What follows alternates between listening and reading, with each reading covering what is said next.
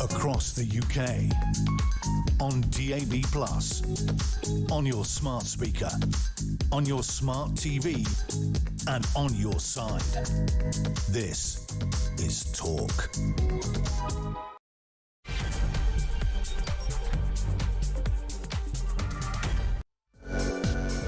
Hello, good evening. It is Petrie here with you for the next 3 hours. And coming up at midnight, got a really, I think, a really interesting phone-in for you.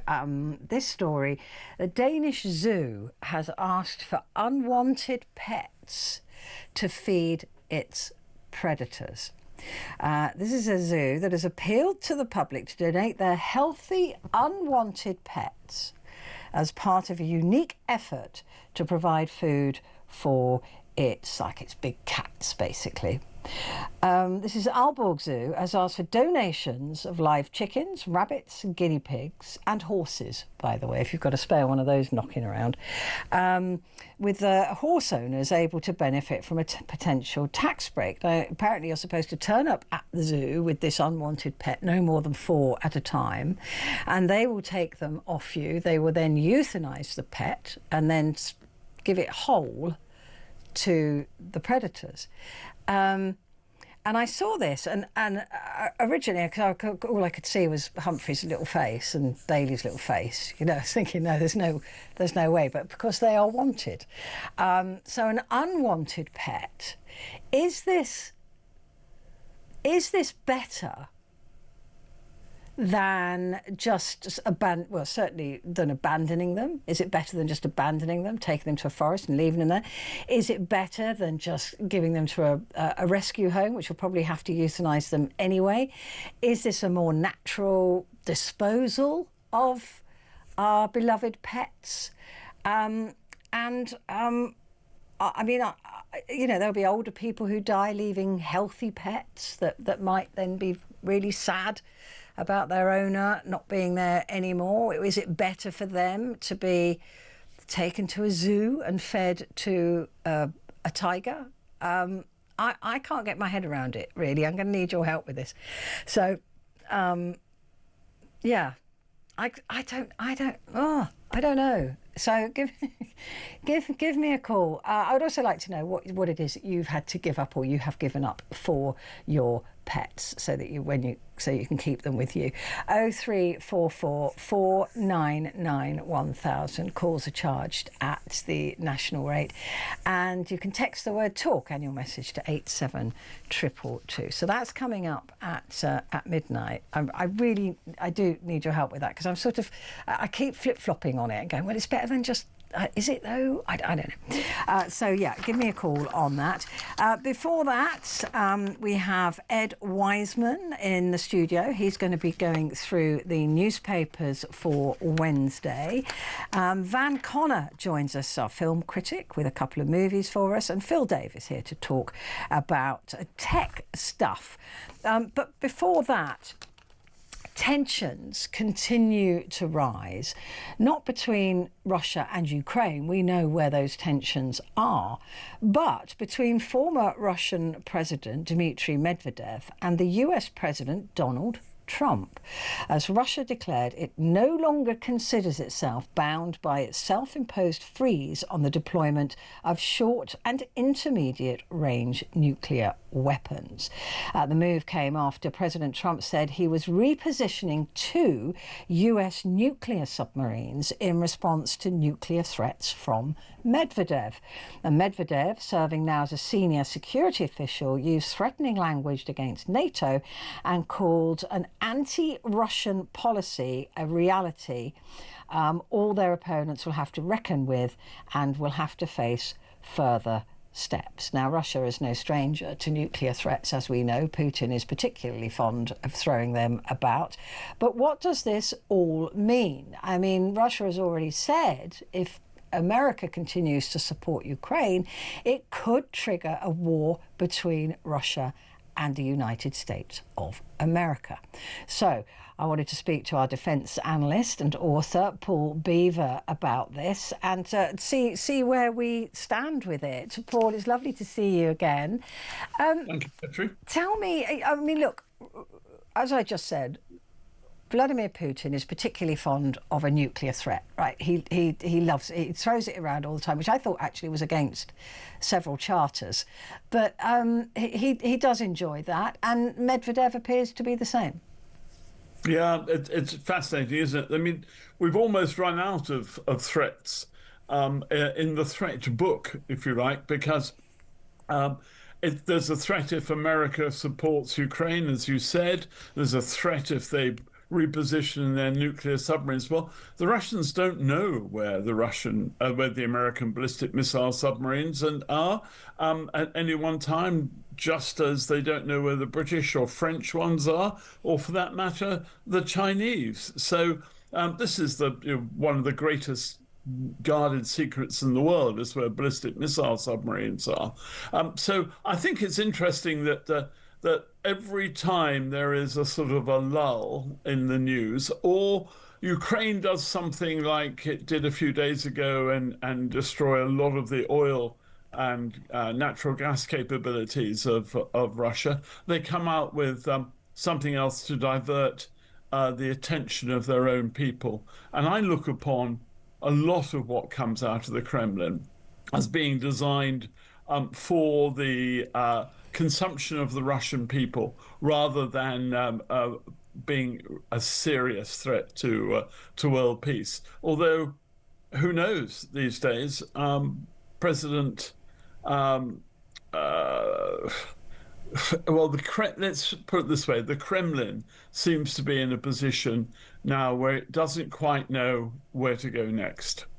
The Kremlin is always, in a sense, it appears to, certainly Putin, to rely on this apparent relationship between Trump and Putin, which has always seemed incredibly one-sided, that Trump is in awe of Putin. We know he was also in awe of Kim Jong-un. You know, he tends to like a dictator.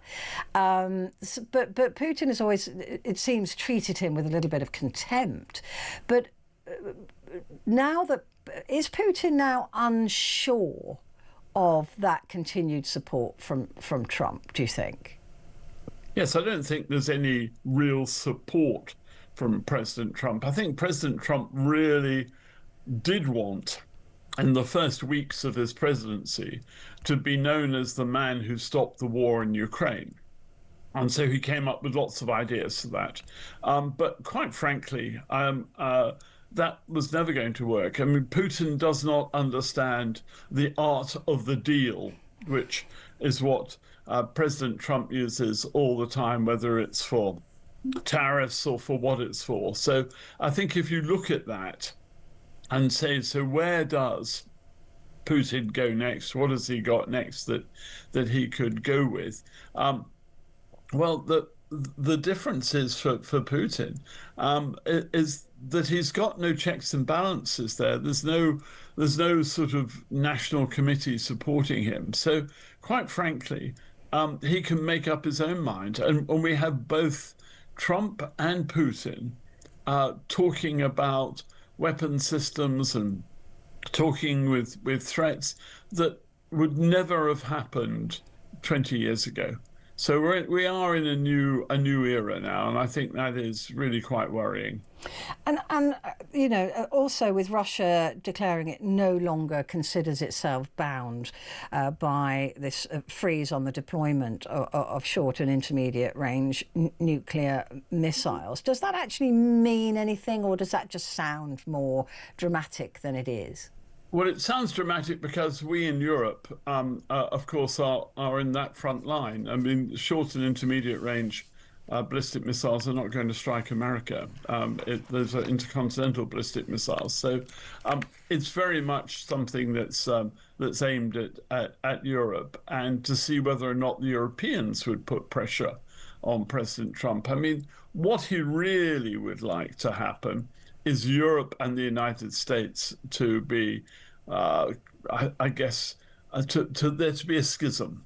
Like in the schism in the between the Protestant and the Catholic Church, he would like there to be a schism between Europe and North America. It's always been a Russian tradition to, when engaging an enemy, to pick them off one by one. Well, if he can separate the Europeans, and he nearly did with oil and gas, of course, and the support that Germany gave him in that regard. Well, that's gone away, and actually Europe is now more united than it's ever been since the end of the Second World War. But if you look at that, I look at it and I think, well, where exactly is all this going in Mr. Putin's mind? And that's the problem, that we don't know. I mean, does it look like he's just waiting for everybody to get bored of supporting Ukraine? Look, he did not expect, this is an embarrassment for him. He did not expect Ukraine to put up such a strong defence. He did not expect that they had the backbone to do that. Extraordinary race of people who he thought they were going to be flowers thrown in front of dodgy tanks when he rolled in. This is a national embarrassment for Putin, and anybody who thinks otherwise is completely misreading this man. But surely if he just kind of waits it out, waits until the money runs out, waits until the support for Ukraine runs out, he can turn this around to be the win that he thought it was going to be a couple of years ago. Well, that's the problem. If Ukraine is not continued to be supported, I mean, Ukraine is smaller than Russia. Ukraine doesn't have the industrial capability that Russia has. It doesn't have the oil resources that Russia has. Everything is on paper on Putin's side, except the will of the people. But even there's a problem. I mean, Ukraine is running out of people. I mean, it's very sad, the numbers that have been killed, but it's not as bad as Russia. Russia's lost over 1 million men. Now, in any other country in the world, with the exception of probably China, that would be a national disaster. But they've managed to spin it in the Kremlin so that it's not. Ukraine can hang on as long as it continues to have the support of the United States and the Europeans. But that is not necessarily guaranteed with America, although I think it is with the Europeans. Yeah, I mean, looking at America, this is a very unusual president. He seems to change his mind on the spin of a coin. He can one day, he could tomorrow. Every morning I wake up and look at my phone thinking, what's he done? Waiting for some kind of, diversion or some kind of change of direction. But it does appear that he is running out of patience with Putin, or he has been informed that Putin is taking the mick and he doesn't like that.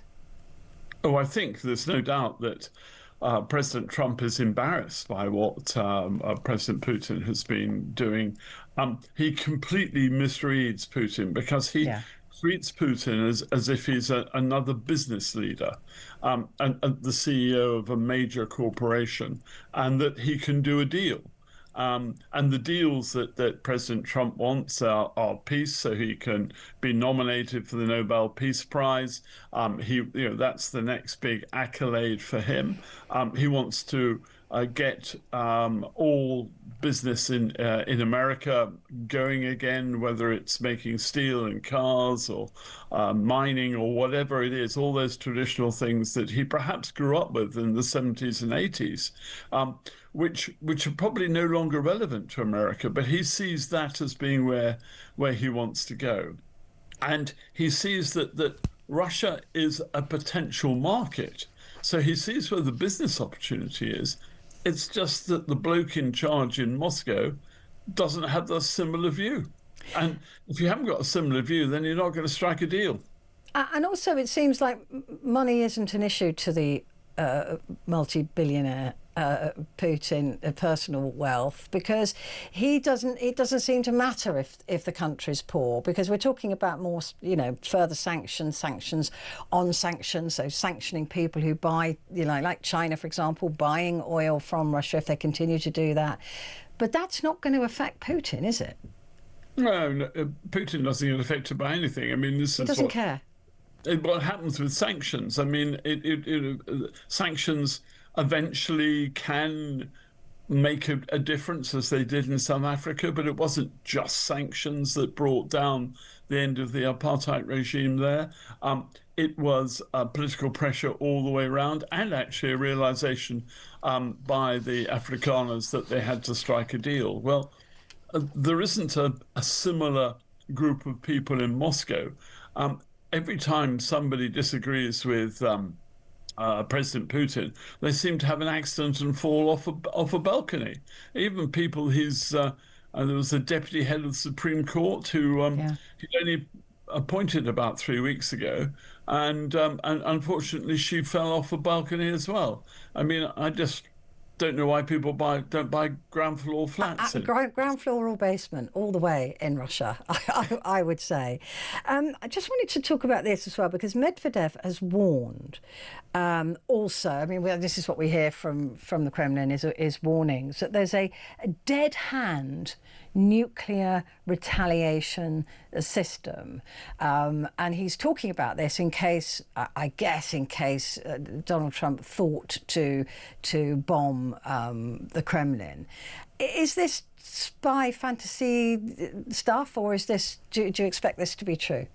Well, there can be. There are all sorts of systems. You remember that when Sir Keir Starmer took over as Prime Minister last year, everyone made a lot out of the fact he has to write a letter to the commander of the duty ballistic missile submarine, telling him what to do in the event that London is destroyed and the command system fails in Britain. And so it's a similar thing. I mean, you could call that the dead hand if you wanted to. It's a procedural thing. In the event that Moscow is destroyed, where does it go? I mean, in America, it's quite simple. We've seen it all in the movies. If the president isn't there, it's the vice president. If it isn't the vice president, I think it's the interior minister. In America, the Secretary for the Interior, and they have airborne command posts, and they have lots of things in place. Well, so does Russia. So there's no reason why there would be this dead hand, and I just don't see President Trump bombing anywhere in Russia, and I don't see him asking for one of his special services to assassinate President Putin, because I'm not sure that is the solution. Assassinating President Putin is not going to stop the war. No. Washington, though, has been busy around the world in moving equipment and moving personnel. They're talking about withdrawing further from Europe at some stage. We'll find out more about that in November, I think, is when they deliver their future plans. But they've certainly moved Typhoon launchers that carry the Tomahawk cruise missiles to the Philippines. And the Tomahawk missiles can reach both Russia and China from that position. That doesn't smell like the act of a peaceful nation.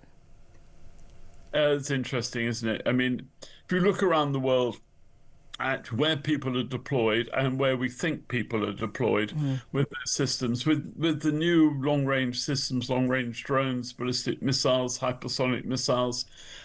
They can almost be anywhere. And we saw with how Ukraine devastated the strategic strike capability of the Russian Air Force with old Soviet equipment by lorries carrying Extraordinary. drones. Yeah. Quite remarkable. An operation that was planned for weeks, if not months.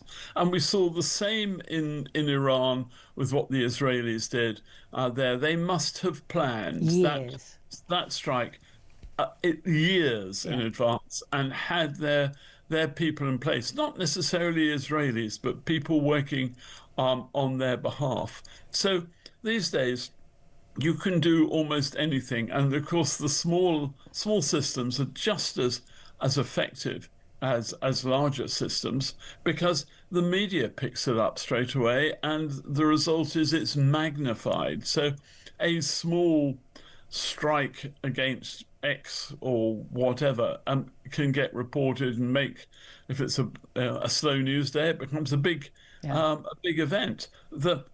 The most important thing to say is there is no such thing as a tactical nuclear weapon. All nuclear weapons are strategic, even if they're a very small yield, because they change the balance straight away.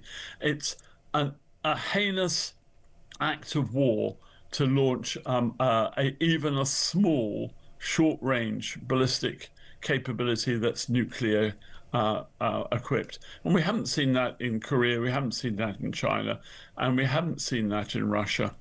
And we won't see it from the West because its first strike is not a Western option. And yet NATO, I did, funnily enough, when you said that, I'd just written the word tactical down on my piece of paper as you said it. Although NATO hasn't come up with a plan, any plan, no plan whatsoever, if Russia decides that it's had enough of, and it wants to give Ukraine an even bigger bloody nose, and it uses one of these smaller nuclear weapons, these so-called tactical nuclear weapons, NATO hasn't decided yet if that is an act that is so egregious that they will respond to it. What's your response to that?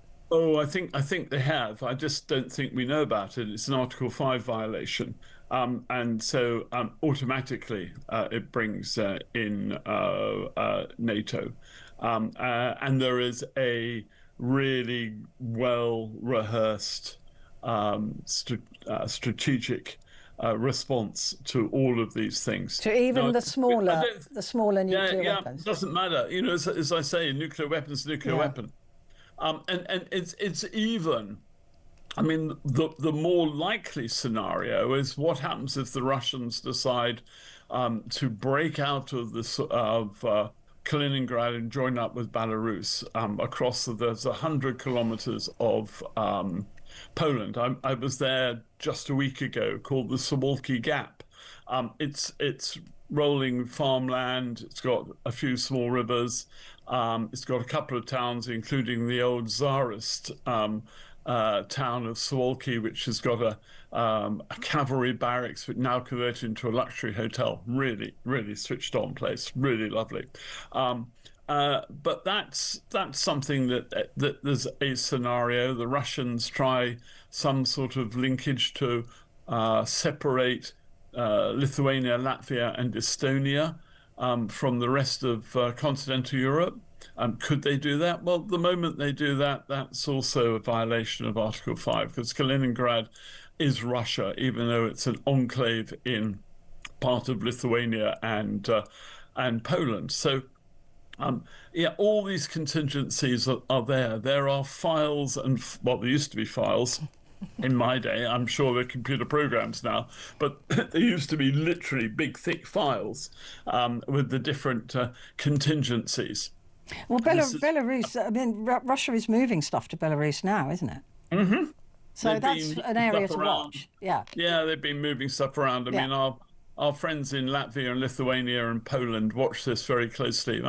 My Polish friends who I saw 10 days ago Um, we were discussing the fact that their army is now re-equipping with huge numbers of tanks and artillery pieces. And my comment to them was, and this was to a two-star general, how can you afford this? And he said, look, we'd rather eat grass than be taken over by the Russians again. Remember, we've been occupied by the Russians and the Germans, the Soviets and the Nazis, and we don't like it. We're the Poles.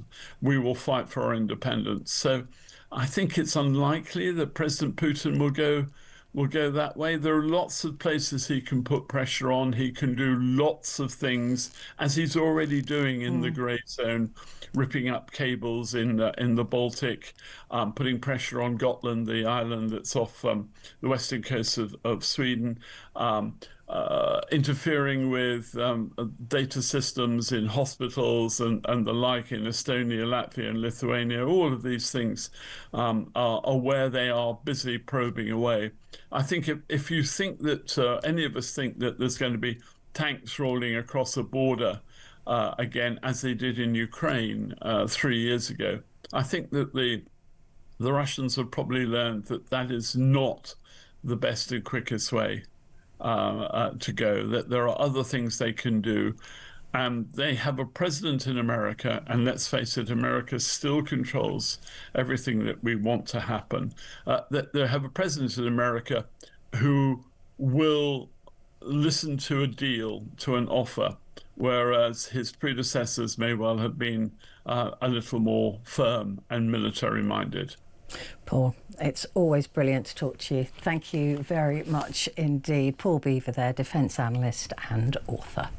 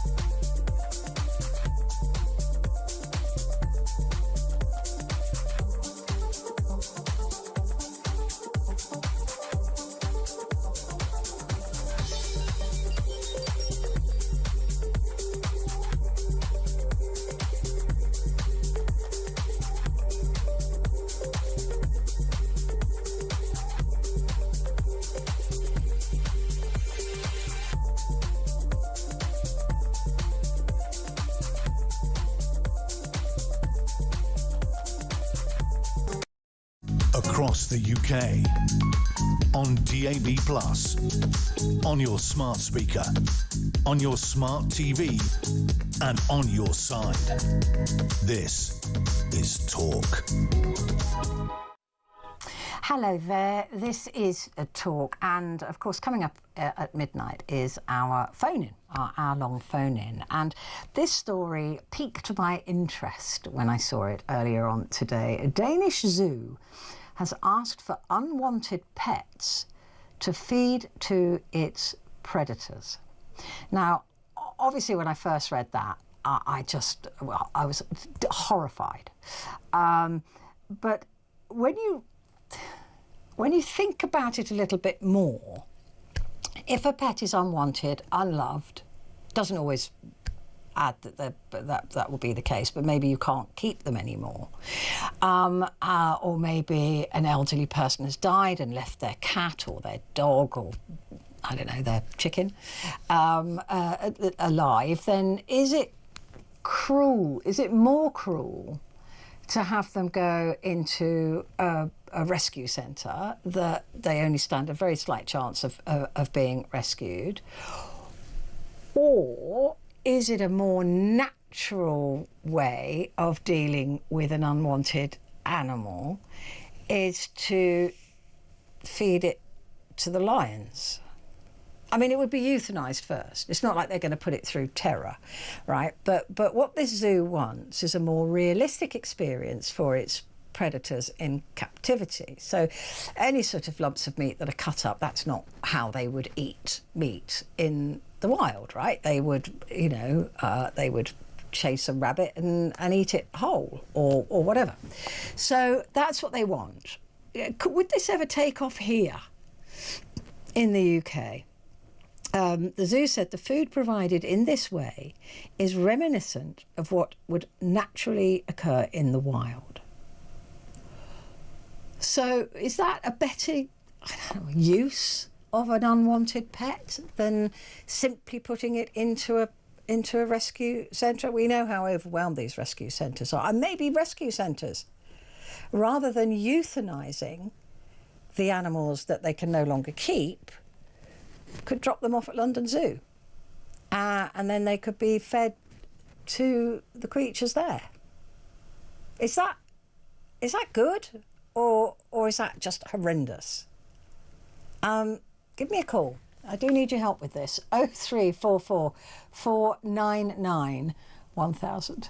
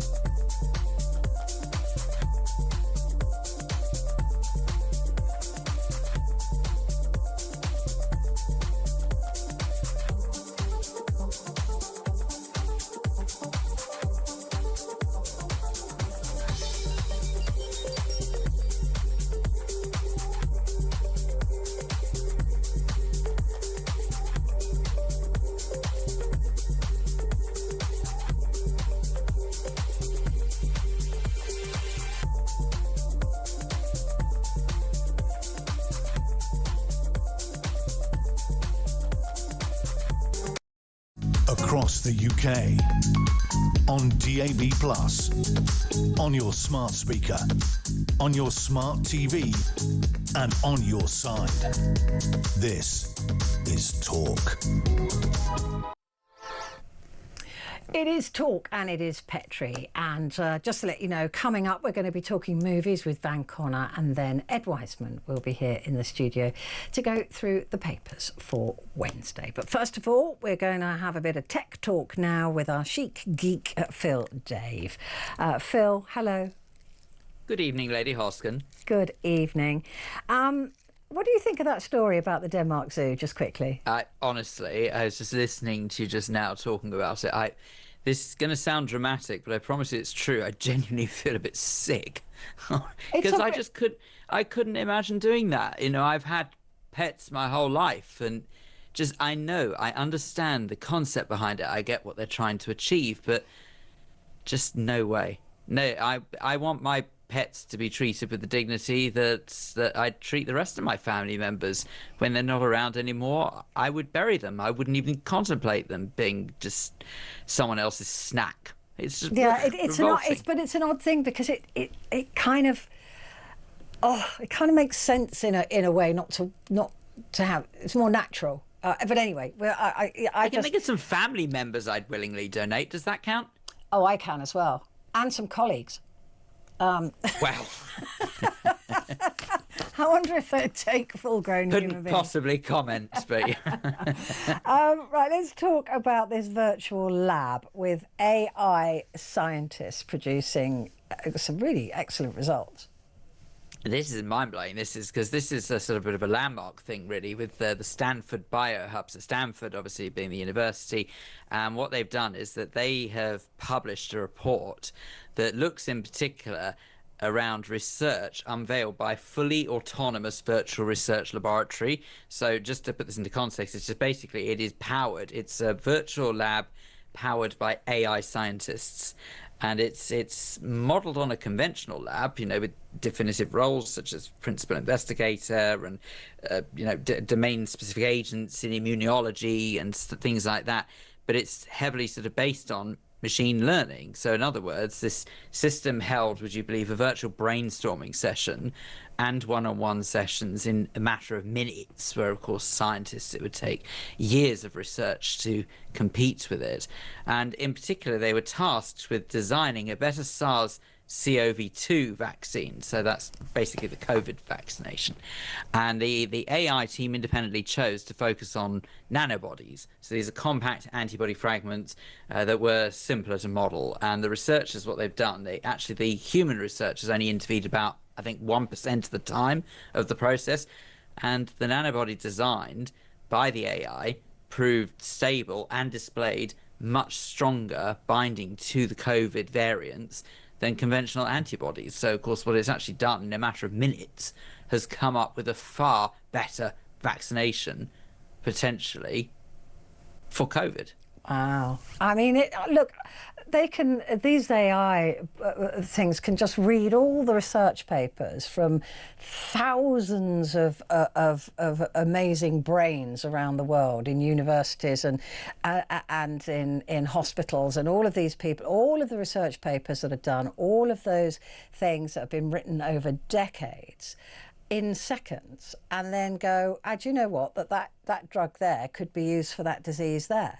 Which is, for me, it's mind-blowing. And that is indeed happening. Yeah, well, I suppose by its definition, AI is supposed to outsmart humans. That was the whole point of its creation, really.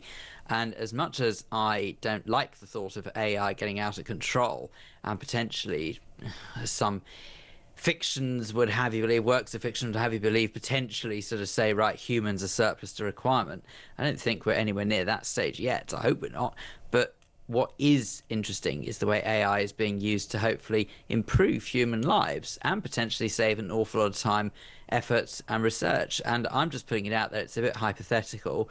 We obviously at Talk this week suffered an horrendous blow with the loss of our friend and colleague James Whale yesterday. But, who is to say that AI couldn't be used at some stage in the future to maybe look at developing various types of cancer treatments, and I just don't think that it should be completely dismissed if there is the slimmest chance that it could ultimately improve and save human lives. Yeah, I think there's always going to be a payoff. That's my concern. I was talking to an AI expert last week who was telling me about how AI is now lying. It's now covering its tracks and lying when it makes a mistake, which is really fascinating because that is something you would attribute to a human being. But already these AI, whatevers, are learning how to lie. I get that, and it is true, it is, but it also depends on how you look into those lies. If you look at it as a lie in so much as a human is telling a lie, because let's look at lying in the 21st century, shall we? Lying apparently in the 21st century is fact, right? According to some people, if enough people tell a lie, suddenly an untruth becomes a truth. However, when you look at AI doing it, it's taking information that backs up its claim. And if that information is wrong in the first place, that's where the lie comes from. Do you see it? It's not lying out of emotion. No, this was different. This wiped an entire database of scripts. and then lied about it. Oh. Yeah. So that's different. And then said, no, well, AI's just outsmarted me, then there you go. Whoops, never mind. It went, wasn't me. Blast. Right. Okay, better use AI from moving forward for tech news. I can't help it. EE. Yes. So, mobile network provider EE, they're launching a new SIM. It's a SIM-only plan from this month, and it's designed at actually keeping teens safer online. And it's where they're thought to only be, unfortunately, only when using mobile data, not so much Wi-Fi. But the plan introduces this sort of 3 tiers of web filtering based on age, and it will introduce tighter restrictions, slower internet speeds for younger users. Now, you may be forgiven for thinking, hang on a second, we've just spent ages trying to speed up the internet. Why all of a sudden are we trying to slow it down again? But actually the reason for that is, if you think about it, the reason why we're consuming so much video content online is because we now have an internet connection to back that up. No longer do we have to wait what feels like half an hour for a 5-minute video to download. You can do it in a matter of seconds. And of course, that's encouraging the youth to go through more video content. So what EE have suggested is that if they slow down the internet, it almost discourages younger people to sit on their phones for goodness knows how long and look at videos for a long period of time. Oh, it certainly would if you get the wheel of death, you know. But it is quite a clever plan if you think about it. Actually, it is very smart. It also includes scam protection, and it actually sort of makes it the first UK major provider of telecommunications to provide some sort of tailored smartphone package specifically for under 18s, which of course coincides quite well with the Online Safety Act that the government have implemented recently to try and keep younger people protected against some of the more harmful and more lewd content that one might see online. So we're definitely going in the right direction. Some might say it doesn't go fast enough. That's not EE's fault personally, but you know, it's more about sort of the concept of sort of how we as a society are treating the online world. But I personally think this is a massive step in the right direction. Hopefully it will encourage other mobile providers to do the same. The only thing I have a slight reservation about is that unfortunately all it takes is for that teen to connect to a Wi-Fi connection that has a fast internet connection, and the whole thing's pointless. Yeah, I mean, but it's an easy step for parents to take who are not sure what to do. Tech companies are making their products smaller and much thinner, but they always have, haven't they? I mean, the whole point was to miniaturize things. Yeah, but within reason. But I would agree with that right up until the point of the invention of the smartphone. And then suddenly, boom, we're back to phones that are like bricks, let's be honest. You know, if you actually sort of think of the width of the phone, okay, yes, it's flatter than a brick phone ever was. But if you look at the width of it and sort of the height of it, it's not really as tiny as some of the smaller mobile phones, the traditional mobile phones that we saw before the invention of smartphones. But absolutely, tech giants are now starting to fiercely compete to make gadgets ever slimmer. So, for example, Samsung Galaxy Z Fold 7, that is apparently that's just 4.2 millimeters thick when unfolded. So it's one of the slimmest foldable smartphones yet. Also, Honor, which if you're looking, we can see on screen now, they've launched Magic V5, which is even thinner than that. That is 8.8 millimeters folded and then 4.1 when opened, and it still basically sort of works on improving of battery life, camera life, or the camera actual processing and all that sort of business. So, you know, it is definitely a step in the right direction towards smaller technology. But what's particularly interesting is that Apple hasn't even unveiled anything yet in the way of foldable technology, and it's widely believed that they're probably going to do that later next year. And in case people are wondering, the main reason that Apple do this is because Apple's always had this reputation of looking what other tech giants do and then trying to Applefy it, if that makes sense. So they'll try and improve what they've seen other companies do. Well, I'm quite happy. It's a race, really. Yeah, it is. It is. And Apple's the market leader, isn't it, for the moment? Very quickly, Soul Guardian, I don't know how I feel about this. Skechers now selling shoes with tracking devices in them for kids.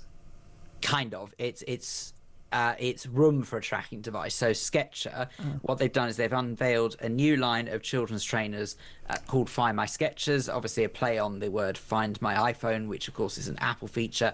And the Skechers shoe has a little compartment underneath the sole of it where you can shove an Apple AirTag. So AirTag, for those who don't know, is a tiny little device. It's battery operated that connects to your Apple smartphone, and you can track certain objects' whereabouts. Typically, it's used for luggage or keys, and now it turns out it's for children children as well. So the actual shoes themselves are about £45, but that does not include the AirTag.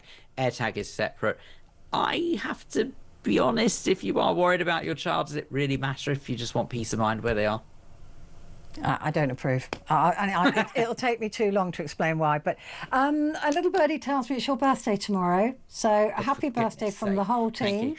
Yes, that might be true. Yeah. Thank you. Well, listen, you're probably working, aren't you, anyway? But of course. We all hope you have a happy birthday. So thank you very much. Thank you. Phil Dave, talk broadcaster and editor.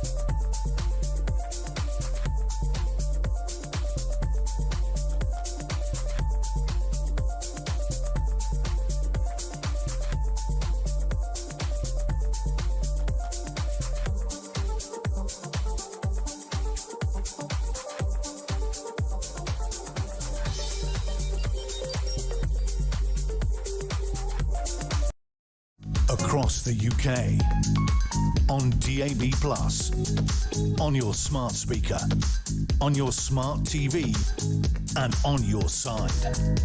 This is Talk. Hello there, this is Talk and it's Petrie here with you through until 1 o'clock. And coming up at the top of the hour, of course, we have the papers, and it will be Ed Wiseman. He'll be coming into the studio in about 10 minutes' time to talk us through what's happening on the front pages.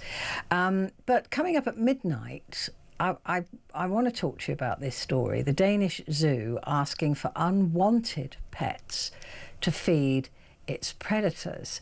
And initially, when I was shocked and looked at the face of my little puppy and my older dog and just felt sick and just thought that was horrendous. But that's not to say there are not unwanted pets, that there are pets that are treated badly by people who no longer want them or realise how expensive they are. And probably can't even be bothered to take them to a rescue centre. So when you think about it, is it really, I mean, is it really so awful to think of an unwanted pet having a more, I guess, natural end of life? They would still be euthanized. They wouldn't be sort of set free in the paddock with the creatures. But and then you sort of think about all these rescue centres that have got all these animals, and they have to put so many of them down, which is tragic because human beings are disgusting. And they have to put them down. Could it be a better solution to take these unwanted pets, potentially from rescue centres or potentially from homes, and feed them to other animals? It's a sort of more organic end to a life, potentially. I just don't I mean, this is in Denmark, right? It's not here. It's not London Zoo. Aren't expecting a basket of kittens tomorrow morning. But I don't. There's part of me thinks that this is a more natural and more interesting, not interesting, organic end to a creature's life that isn't wanted anymore, and that they can then be used to sustain other animals. And part of me is absolutely sickened by it. Right? I just think the whole idea. You know, if you love your creatures, which I absolutely do. I'm mad about my animals. I'm mad about animals. I mean, my vision mixer Yana and I just sit and show pictures of each other's dogs all the time. That's all we do. We do also do a little bit of work, but mostly we show each other pictures of our dogs. And when I spoke to Yana, because she's an absolute dog freak as well, when I spoke to her about this story, she said, "Oh, I saw this and it made me feel sick. It's just horrible. It's a horrible story." But there is something in it that makes me think, well, could it be a more, not kinder, more useful end to, say, some animals that have to be put down at, you know, healthy animals that have to be put down at Battersea, which I think is disgusting. I hate the idea of healthy creatures being put down. But, you know, putting an animal down just because they're not wanted anymore. Is it better that they are used for something else? And while we're on that topic, I know what lengths I would go to for my animals, and I know that I would go without if it was a choice between me eating and the boys eating and the cat. I would go without. So I just want to know the difference between a wanted and an unwanted pet, really. Or have you ever been in a position where you have had an unwanted pet? What did you do with it? I mean, we know that so many people after COVID, they all bought dogs, and then after COVID they went, "Oh, I don't want them anymore." They're awful, disgusting behaviour. But anyway, I want to hear from you on this, because like I said, I keep sort of, it's heart and head, isn't it? It's my heart telling me this is horrible and my head saying, well, is it sensible? 0344 499 1000. Please do give me a ring. I really want to know. With me in the studio, we don't have Van Connor, but we do have John Hearn. No, Van is somewhat indisposed, randomly stuck at a tube station with no Wi-Fi. No, embarrassing for him. Yeah, unfortunately. So he can't come in and talk about movies with you, but I'll talk to you about movies. Anything you want, ask me a question about movies. What movies have you seen recently that you thought were rubbish? Oh, the one we were talking about in there. Which one were we talking about? The noise one. Oh, A Quiet Place. Yeah, well, there's going to be a new Quiet Place. Yeah, you talked about that last week, didn't you? Yeah, no, I didn't like that movie. I didn't like those. They just annoyed me. I mean, The Quiet Place. I mean, I'm fascinated that they're making a third one. Are you? Okay. I'm fascinated because I don't know how many times you can tell that story. It's like Jurassic Park. Yeah. Right? You just keep telling the same story. Okay, so monsters that don't like noise and people who accidentally drop a paint tin on the floor and get eaten. Well, Sam pointed out, he's behind the desk earlier, he said, you've got two things with the Jurassic World movies, right? So you've got the ability to make dinosaurs and the ability to make a fence to keep them in. You'd think the fence was the easier of the two, right? But apparently it's not. Good right? point, Sam. It's a really good point. Very good point, Sam. I've never thought of that. Yeah, they failed. If you're going to make a Tyrannosaurus Rex, make a damn good fence to keep it. Make a good one. What about Gremlins, though? Apparently they're going to be making Gremlins 3. Yeah, there's been a lot of these kind of bringing movies back from the 80s, 90s. There's actually, why? Well, I'll tell you is what, it because of nostalgia? People feel good about it. It is, and I'll tell you why it is. Because this happens, it's very, very cyclical in Hollywood. Every sort of 30 years you get a throwback to something. And the reason is, people who become heads of development and heads of studios do so in their kind of 40s and their 50s. When they loved Gremlins. They've risen up through the ranks to the point where they can greenlight movies. And what they tend to do, the same happens in TV world as well. They remember back to the films they liked as a kid and think, oh yeah, I'll show this to my son, my daughter, whatever, oh yeah, that was a great movie, oh, we should make another one of those. And that's why it's all cyclical. It goes round and round and round, and every 30 years. So in another 30 years time, there'll be remakes of movies that are coming out now. Yeah, I mean, this is the thing though, that filmmakers, it appears, just have very little, or studios have very little imagination. It's rather like the television world here. If one TV presenter works on one show, they get like Alison Hammond, they get booked to do every show across every network because they know that works. Not that I love Alison Hammond, by the way, but I don't have a problem with that at all. Good on her. But the thing is that studios do the same thing, and it's boring. There has to be a point where you take a risk with a new story. I mean, Quiet Place 3, why? Because the first two made money. Hollywood is an industry. If they make money, they'll make another one. That's a simple rule. If they make money, take that money and make something original. Yeah, but the problem is films cost a lot of money to make.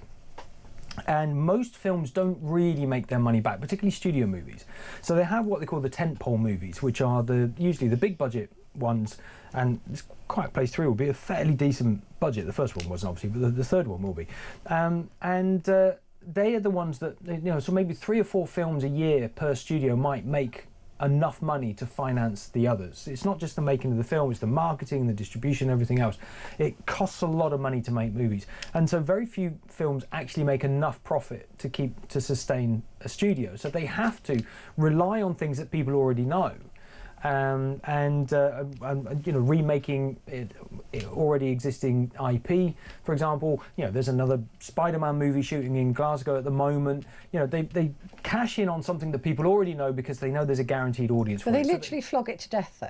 Yeah, absolutely. They flog it to death, then they sell it to Amazon or Netflix, who then make 15 versions of it, and then just rinse it until it dies. Yes.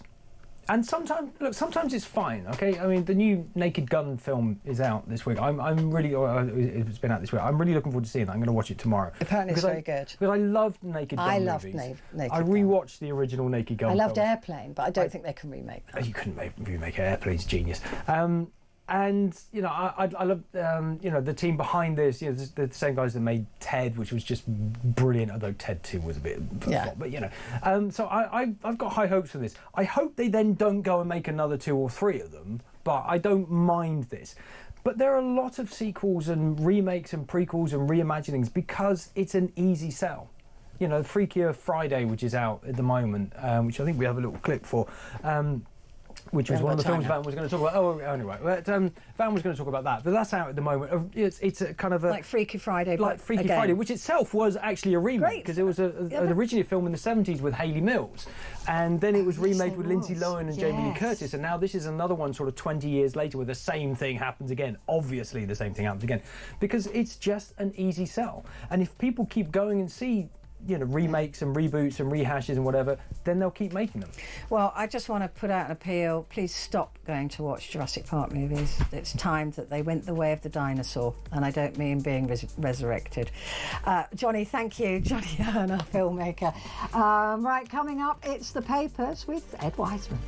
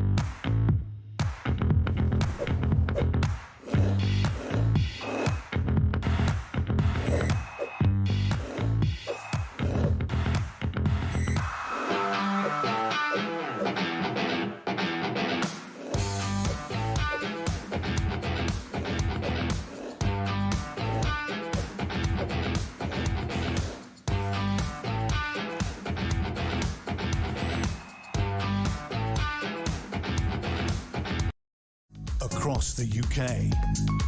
On DAB+, on your smart speaker, on your smart TV, and on your side. This is Talk.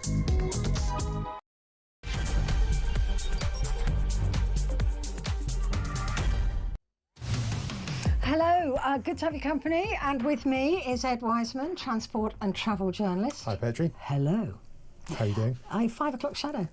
A little bit, yeah. A little bit. It was sort of 7:15 shadow. Actually, I should have shaved. A little bit hunky. Yeah, I think so. A little bit. That's what I'm going for. Yeah, that's what you're going for. Good. It suits you. Listen, before we get on to the papers, I don't know if you saw this story that came about today. A Danish zoo. Oh yeah.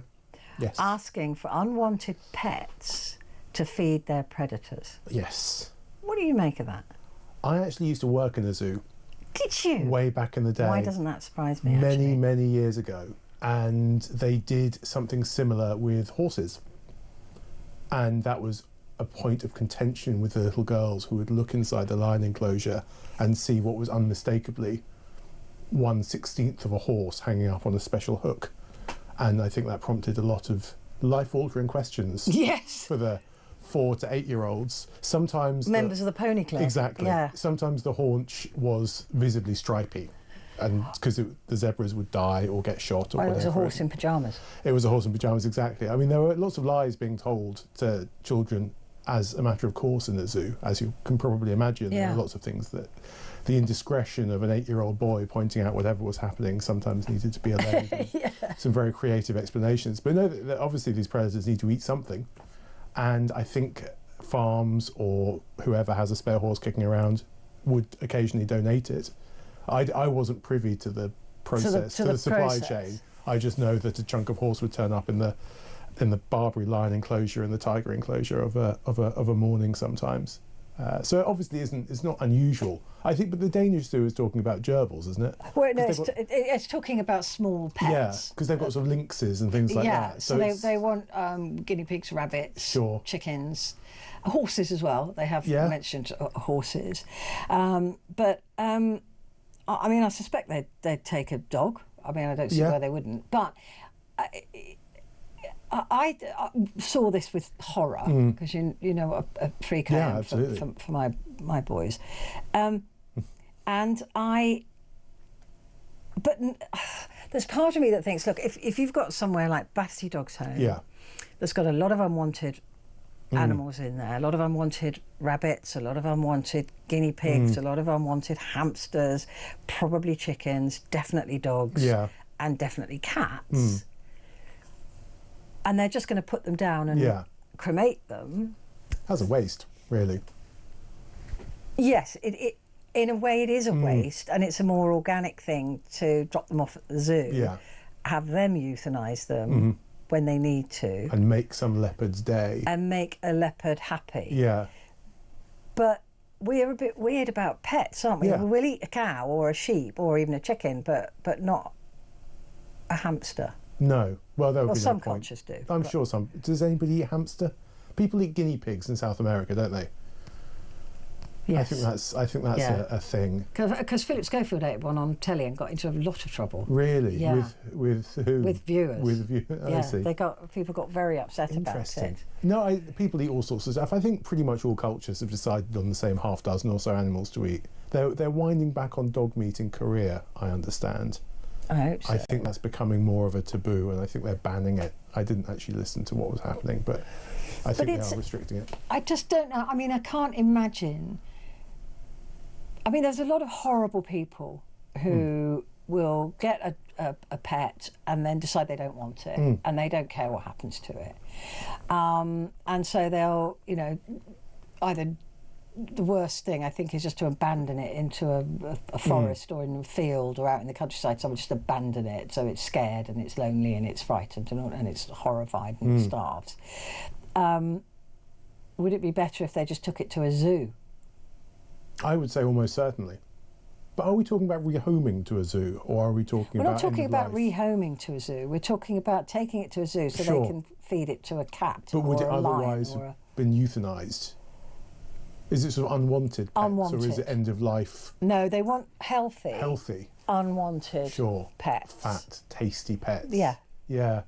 It's an interesting one. The Danes are notoriously pragmatic, and maybe this is them. where our cultures differ. Yeah. I just can't imagine people queuing up at London Zoo with a rabbit under their arm to give it to the... No, but we're very sentimental as a nation. We will bury it in the garden and plant a rose bush over it, sort of thing. And I'm sure that there are cultures in the world that think that's a bit over the top for a rodent, and that you'd be better off, giving I it already have the funeral plans for my dog. Oh yeah, I'm sure. Definitely. Multiple days of mourning, but we are kind of outliers in that. I don't think other cultures really are quite so soppy. But on the other hand, for me, this is a head and heart issue. My heart is absolutely, this is disgusting. But my head is kind of like, well, if you're emptying out Battersea Dogs Home and you're just going to cremate these unwanted, unloved creatures that they can't rehome, is it a more fitting end in a way, a more organic end? Oh, it's healthier for the world, isn't it? It's healthier for the world. It's healthier for the animals in captivity, which I also don't approve of. No, exactly. It's multiple layers. Isn't it? But it's not healthier for the rabbit that's... No. What baffles me, are pets the best source of small animals for a zoo? I guess they're a free source. They're free. I suppose you can get people to bring they've probably got people who are breeding like rats and things like that for snakes, right? You can buy dried mice and rats. You can buy live mice for some snakes. You can buy little white mice for snakes and something else that lives in tanks, vivariums. You can just order them. That's well, exactly. I quite like mice. Yeah, I wouldn't. No. Marginally prefer mice to snakes. I marginally prefer mice to people. Yeah, especially when they wash their little faces with their little paws. Yeah, that's just unbelievable. It's unbelievably cute. Yeah, but they're food for a larger, longer. No, that is true. And in the wild, of course, the smaller creatures would be eaten by the bigger creatures. And we're depriving the bigger creatures of the smaller creatures by putting them in a tank in the corner of our sitting room, or keeping them in a zoo. Keeping them in a zoo. But they're saying that for the zoo animals, this is a more natural way of eating. Yeah.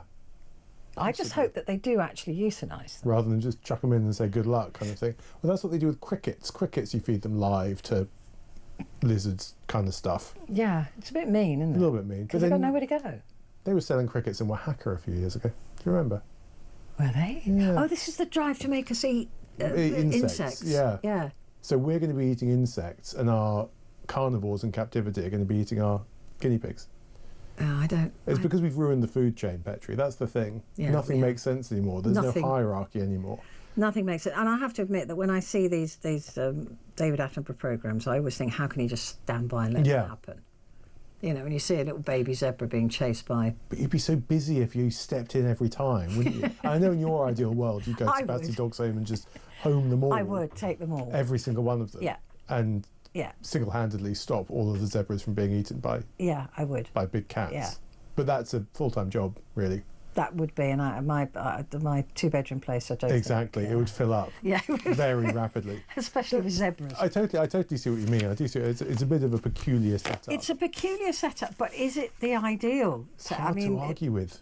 It kind of makes logical sense, right? But it's just that we are so attached to our animals. Yeah. What surprises me is that agriculture isn't a better source of this kind of animal for that kind of animal. It surprises me there aren't more spare sheep being chucked out of farms and chickens being chucked out of... for bad behaviour. Yeah, exactly, being ejected, being evicted. But it's, I mean, how much food is there in a guinea pig, in a not gerbil? A lot, you'd think. But, I mean, again, when you're talking about, I don't know, a battery farm of chickens closing down, rather than just... Yeah. And then cremating them, you might as well give them to the wild animal, not wild, captive animals in the zoo or a safari park. It's first proper food for a long time. With bones and feathers and... Instead of just kibble or whatever they're feeding them the rest of the time, I sympathise with everybody in this. Yeah, nobody's coming out of this as a winner, really. Apart from the zoo. Apart from the zoo, maybe. And yeah, whichever dad gets to patiently explain to his children why there's a sort of a ferret's paw poking out of the mouth of a palace cat. Or instead of saying, Roxy, I know they went to live on a farm. That used to be the thing, didn't it? So we took her to the zoo. Took her to the zoo, yeah.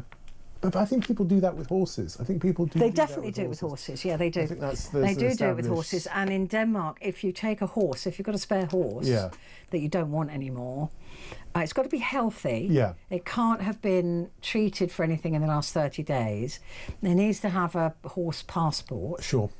Even if it's a Danish horse, presumably. And then you get a tax break. That kind of makes sense. Again, very Danish, very practical. Pragmatic. There we are. I think I see horses do just go wrong sometimes as well. They go mechanically wrong. They're still good to eat if you're a tiger. This is interesting. Grant's just sent this. According to the RSPCA, 29,000 dogs are euthanised each year. No numbers for cats. Estimates are over 100,000 that are put down. All that meat going to waste. Save loads of money in burial or cremation costs. That's from Grant. And if even that's a very sensible... That's a lot. That's a lot, isn't it? That could feed all the zoos. Yeah, it's probably several times over. Actually, I don't know. If say a third of them are good to feed to animals, I guess a lot of animals that get put down are in no fit state to be fed to anything. Maybe. But if there are sort of 30,000 cats and however many thousand dogs just kind of there, I don't know. I wouldn't give permission for my... No, that's the thing, because emotionally really you want to bury and cherish and sort of respect I would the life not want the last image I had of Bailey or Humphrey or even Edith, the evil cat, to be them being eaten by an alligator. Being torn apart. But what about... Would you ever donate yourself to a zoo? Like I said earlier, there are some people I wouldn't mind. But you'll be yourself. If after death you're just like, you know what?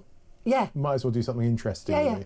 Go ahead. Can you imagine kids seeing my head hanging up in there? Yeah, exactly. Oh yeah, I remember her from the radio back in the day. Yeah.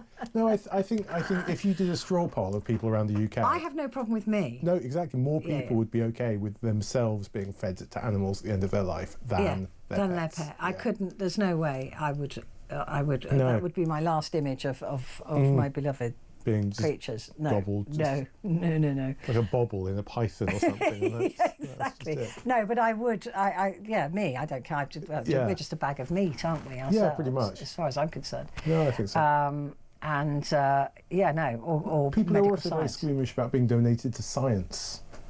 The thing that amazes me with because my mother wants to be donated to science, so that's sorted. But that you could end up in a cadaver farm. Yes. I think that sounds quite interesting. It would be I'd interesting. really love to go and see a cadaver farm. But you wouldn't be there. That's the problem. No, but I mean, like now, I'd like to go and visit. Oh, I see what you mean. Yes. Where they they do different things with people. Chopping different bits up to send to different places. To see what happens in water and see what happens in the cold and the sun and all that. And car crashes and rockets and stuff like that. They've all used sort of dead bodies strapped to something to sort of see what happens first. Yeah. It's vital science. Exactly. It's a whole discipline. I would have absolutely no issue with that at all. Whereas, I think my son would. In the same way that I have with my dogs. It's the people who are left behind that make the decision. I think he would not like the idea of his mum hanging in a tree. What if he got a Danish-style tax break? If he got a Danish-style tax break, we might be talking leading the charge, That's interesting, the horses. The horses and they're getting a rebate on that.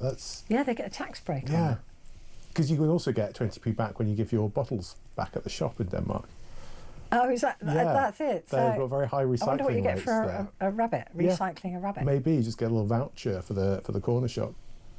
That I think, I couldn't bear it. It would make I think we are too. We are. I am anyway. No, I think we are as a nation. We're very weird we're very intense. Yeah. We form quite strong bonds with. Dogs and cats make sense. I suppose mice do as well, but sometimes. Why are you that attached to a gecko? Yeah, I agree. They're not cuddly. They're not cuddly. But then somebody is probably opening their laptop as we speak to explain how their gecko is in fact incredibly responsive and very warm and very, very emotionally astute. Or a snake. Why would somebody have a snake? Snakes are quite interesting to watch. Are they? Yeah. I saw a video of one get stuck on the velour sofa the other day. They can't slither. It was slithering and I was watching it slither, and a waste of everybody's time. But I can imagine watching a snake and being, oh, that's quite interesting the way it does this. No. Like the one in the Jungle Book. Yeah, but it doesn't talk and have sparkly, No. twirly eyes. Maybe that's it. Yeah, maybe. Let's take a break. Let's. Back in a sec.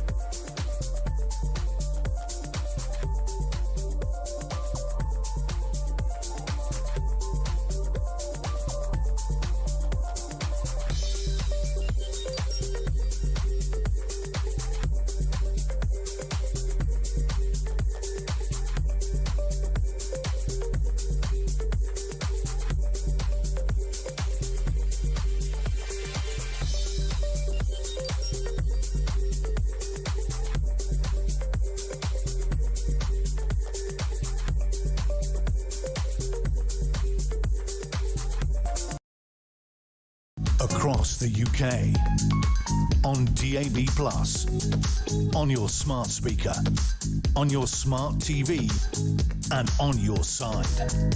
This is Talk. Hello there, this is Talk, and it's Petrie with you and with me, Ed Wiseman. Hi, Petrie. The Wall Street Journal, again, we have to say that the front pages of American papers, they don't have... Are there any other pages? Because they get all the stories on the front page. There's a billion of them. Yeah, it works. It's very dense. Yeah. And they really do a news in brief down that left-hand side.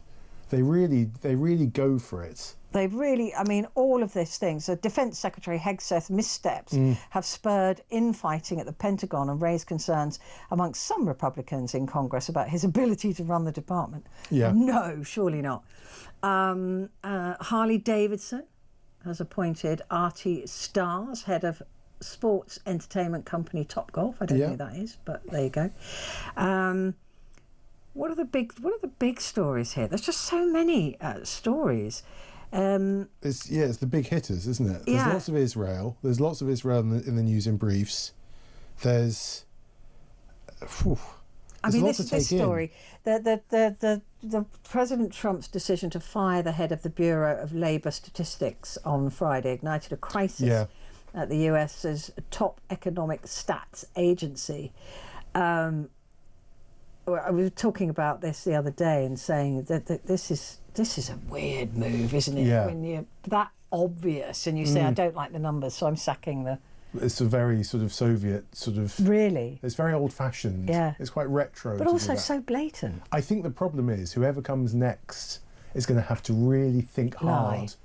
Well, it's more like, if the Democrats get back in, are they going to say, no, we need to make it harder for ourselves again and hold ourselves more accountable?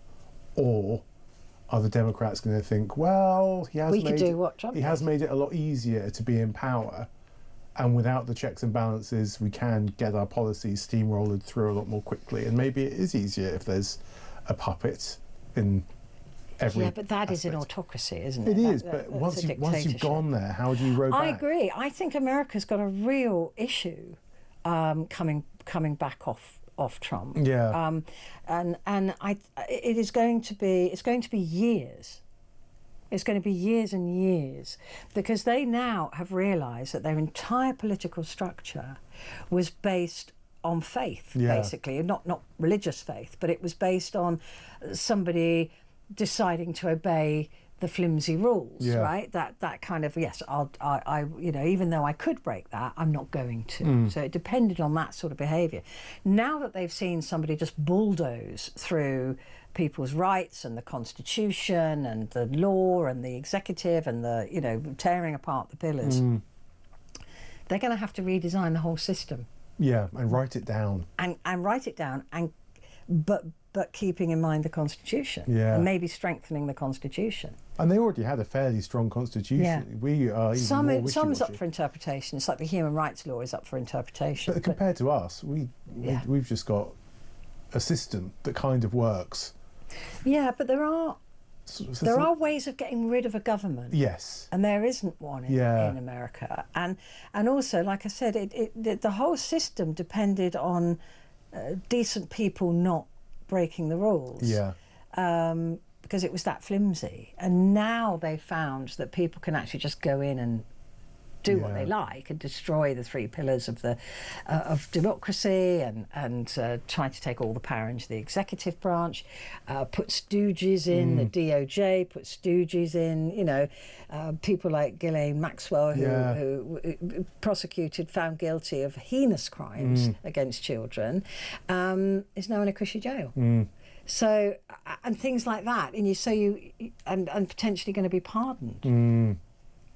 That would be the end, though, surely. But then there were lots of should have been the ends. I mean, I just don't. What comes up in the next set of elections? I think that will be a bit of a. Well, and if they are. Well, number one, if they're safe elections. And number two, you have somebody in power who notoriously doesn't like to lose and therefore will say he was conned. Yeah. And so he's not gonna, he's not gonna go, oh look, we lost the midterms, or the next election, well done, Democrat, whoever. It's going to be, it was stolen, it was taken, I'm not leaving. Yeah. We've seen that before. He refused to hand over power nicely. He refused to hand over power to begin with. So I'm concerned about the whole democracy in America, frankly. I'll come back. It just might have a small civil war first. A small civil war and about 30 years for the rest of the world to trust that they won't make this mistake again. Well, Switzerland with their tariffs. I know. Out of nowhere. It makes you wonder what beef he has. With Switzerland. Because we know what beef he has with Ukraine. Yeah, absolutely. That's over obvious. Joe Biden's son, Hunter Biden's laptop. I don't know. He just woke up one morning, probably had a bit of chocolate he didn't like. And bought a white Toblerone instead of a normal one. Yeah. If you have the white Toblerone, you're going to be hacked off in Switzerland. Sake, it's not even chocolate. No, exactly. It's disgusting. Yeah, it's an interesting. It's a gift that keeps on giving at the moment, America. The Times. So, Harry unhappy after Watchdog criticises all sides in Charity Row. Do we really care about Harry anymore? I don't think we care about him or the charity. It's a bit passé. But it does sound like it was quite ridiculous drama at the top of that organisation. Do you remember? That was about 6 months ago, wasn't it? Yeah. And there were people moving every which way and quite a lot of sort of quite partisan chat. Yeah. But like you said, it's just like, well, I don't really care. Migrants can use rights laws to evade deportation. What's new in this? This sounds to me like we knew that. I think they can, but I think the numbers of people that do is quite small. I don't think that's the main problem, almost. It's a peculiar front page, unless they know something new, but it doesn't seem like it's a new story. No, but that's just small boat migrants will be able to frustrate attempts to deport them to France. Well, I don't see how, because France is a safe country that they've just come from. I think that's sort of, I don't think there's something amiss here. There's something maybe if we continued on to page 6 tomorrow morning we would learn more, but it doesn't strike me as a new news. Now, they're saying that one of the claims could be that they're under the age of 18. Yes. Well, I think that's quite easy. Well, it's not easily proved, actually, because they could refuse to have X-rays. Bone density X-rays. But they've been doing that for a long time. There's been an undercurrent of that. But it's caused a political row and confusion among us two as well. So I think it's a really odd splash for the Times, I think. I think so as well. But there's a very, very handsome couple there, George and Amal Clooney. Yeah. Arrived. She is stunning, isn't she? Didn't they do that thing where they introduced her as the lawyer and then him as her husband for ages? Do you remember that? Yeah. I think that obviously that joke has withered. Yeah. I was half expecting to read that here. But they are a gorgeous couple. Look at that. Absolutely stunning. I wonder what they talk about. That's the thing with celebrities. What's going on? What happens at breakfast? Who's got the most awards? Who's got the most awards for Who's the what? better looking? Who's the better looking? Because they live in Lake Como, don't they? Have you been to Lake Como as a travel journalist? I have. I've never stayed there. I've driven around there a lot. Oh, it's gorgeous. It is. That's one of my favourite parts of Europe. All of the mountains, the lakes around there are terrific. It was funny. I went there with a friend of mine called Richard, and actually bumped into Paul Beaver. Really? Yeah, who was the guy I was interviewing at the top of this programme. We actually literally bumped into each other in Lake. I mean, I already knew him from defence and from all the work that I'd done in defence, and that was years ago. And you were both just swanning around. Yeah, we were just both swanning around. Swanning around the Italian Alps. Yeah. Oh, darling. It is stunning there. Yes. I mean, I recommend it to anybody without children. I'm going near there in about a month's time. And the reason I'm saying that is because I might go back and I don't want your kids there. It's not very child friendly. It's not child friendly. It's definitely not There's child friendly. There's nothing there. there for children. Nothing. But it is.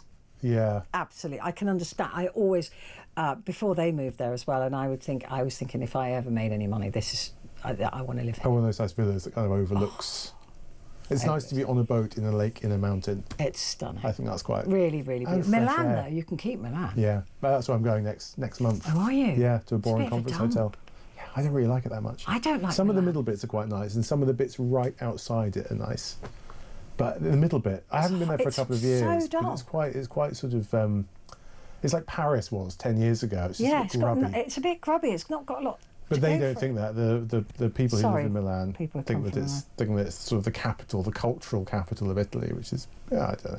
No, I'm not sure. I wasn't all that about Milan. Turin is lovely, and I've never been to Turin. It's a £10 train away to get all travelled from Milan. Yeah, you can get it. It's not very far. Famous for its Fiats. Italy. Yeah, Italy's great, but I don't really like the cities that much. I hate Venice. I've never been to Venice. Have you not? No. Don't bother. Not enough Back cars. streets of Glasgow flooded. Really? I wasn't that impressed. Bit stinky. Fair enough. Yeah. No, I like the mountains, the countryside, the weird little villages perched on top of hills. I think that's brilliant. Yeah. No, I think Italy's absolutely beautiful, and if I went back to Italy, I'd take my producer Gabriella with me. Yeah. Well, she's also a friend. Sure, fine. But, not just whisk her off. Not make her do all the translating for you. Yeah, I see. Yes, I hadn't put two and two together. Where is Gabriella today? Presumably she's somewhere in hot. Croatia. Yeah, classic. Did you know she's going to Croatia? Oh no, I didn't. Yeah, I just knew that she was going to go somewhere hot because she often is. She often is somewhere nice. Yeah, she's gone to Croatia for a few days. She's still working there. Yeah, well, no, it's still working for me anyway. So let's take a break and we'll come back to the papers in just a moment.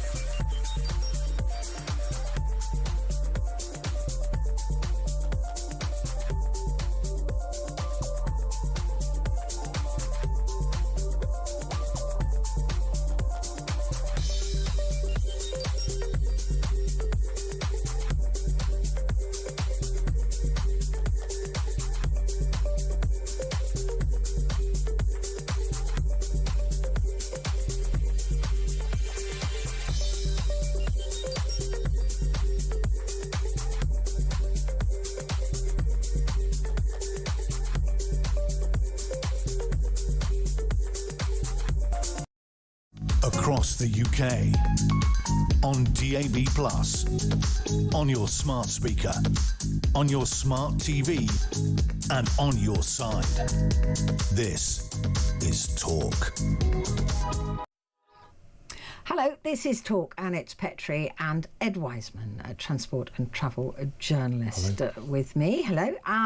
The Daily Mail. Oh, we knew this was coming, didn't we? Reeves facing huge tax hikes to fill a £50 billion black hole. What was it when they... 22. It was 22. And we heard about it every 5 minutes, didn't we? Yeah, 22. 22 billion black hole. They've left us in a mess. They've left us with this black hole. Well, you've doubled it, more than doubled it, and it's a mess. Thanks. Yeah. How long have they been in now? Just over a year. About 30 Just months. over a year, and they doubled the black hole. Yeah. I don't know. I don't know what to suggest at that point. When it's 22 billion, you think you can just make a couple of savings here and Yeah, there. you might find it down the back of the sofa. Yeah. 50 billion. That's hard. 50 billion. That's difficult. A dire warning, the National Institute of Economic and Social Research, so the Chancellor would have to find the equivalent of adding 5p to income tax to keep afloat by the end of the decade and meet her fiscal rules. Everybody thinks, well, 5p, that doesn't sound like very much, but it blooming well is, since we're already the most taxed we've ever been. And researchers by the respected think tank found that the wafer-thin headroom of 9.9 billion that Miss Reeves left herself last year has been wiped out. Of course it has. Yeah, quite rapidly. Yeah, very, very rapidly. Yeah, I don't know. It feels as though there has to be a better solution than just taxing people who have no money. Yeah, like tax the rich. For example. But she won't. She's already said, oh, that's a fine balancing act. It's obviously not. But it's going obviously well. not, because there's all these billionaires in this country now, millionaires and billionaires, who are hoarding all the money. There is no trickle down. There is no trickle down. So if there's no trickle down, let them move. Yeah. Where are they going to move to? Lake Como. Lake Como. Yeah. That's the problem. But they can't all live there. That's the balancing act that she's talking about. Yeah. Some of them have to stay in Virginia water. Well, yeah, but even if they do go, what are we losing? Well, I guess they pay VAT on stuff. They pay VAT when they go to Tesco Restaurants. Metro to buy another packet of cigarettes. It's I think we need a product. We need to get good at something as a nation. Like Well, okay, don't tax independent billionaires and millionaires. Just tax the companies. Sure. Properly. Yeah. Make them properly pay proper tax, like the banks and insurance companies and pharmaceutical companies that get these tax breaks and all these stupid loopholes that they wiggle through. Yeah. I mean, that's all you've got to do is just tax them. Well, the companies at the top, Yeah. sort of Yeah. But again, they're going to say, oh, yeah, but then they'll move and take all their money with them. But will they? and their really? employments. They get away with everything, don't they? It's tricky. It probably is a complicated balancing act, but it's one that is not currently going. Yeah, and we're particularly easy pickings. You Yes. see, the middle City and lower ducks. classes, we're easy pickings. They can just make us pay, and there's more of us to pay what they think is a smaller amount. But of course, I think they are thinking, I hope we don't get re-elected and we hope it becomes somebody else's problem, which I think is probably I what's think going it's to probably happen. what's going to happen. I think that's the thing. Reform is going to be a sort of some coalition it between will be I think we're Reform stuck and with coalitions for a few years. Reform actually, and for the a few- Tories. Yeah. Can you imagine? Reform and the Tories are going to have to, and they're going to have, well, they're going to start with a £50 billion deficit and they'll have to come up with, and then halfway through their term, they're going to say, actually, it's 100 billion. it's twice that. It will be a coalition, I think. I think so. I think because Reform is going to split the vote with both the Tories and Labour. Yeah. So they're going to split that vote. I think Labour is pretty much done for, although the youth vote might. Well, no, I think the youth will go for all the other weird lefty. I think there'll be a bit of whatever Green. Corbyn. Yeah, Greens. And Corbyn. Whatever Corbyn. Corbyn hasn't found a name yet. No, I would have What would you started call with it? a name. It's always going to be Corbyn's party, isn't it? Yeah, but what would you call it? No, I don't know. What would be a good little witticism to make? Well, we had Boaty McBoatface, didn't we? We could have Lefty McLeftface. Lefty McLeftface, yeah. Reform was a good name. Reform is a good name, It is a good name. for a party, but that's taken. Lefty McLeftface. Lefty McLeftface would be fine. But he's not lefty enough for a lot of people. What? Yeah. He couldn't be more left if he tried. Maybe. Yeah, I know. Well, Lefty McLeftface. He doesn't like Ukraine enough. He's a very strange man. His brother's weird as well.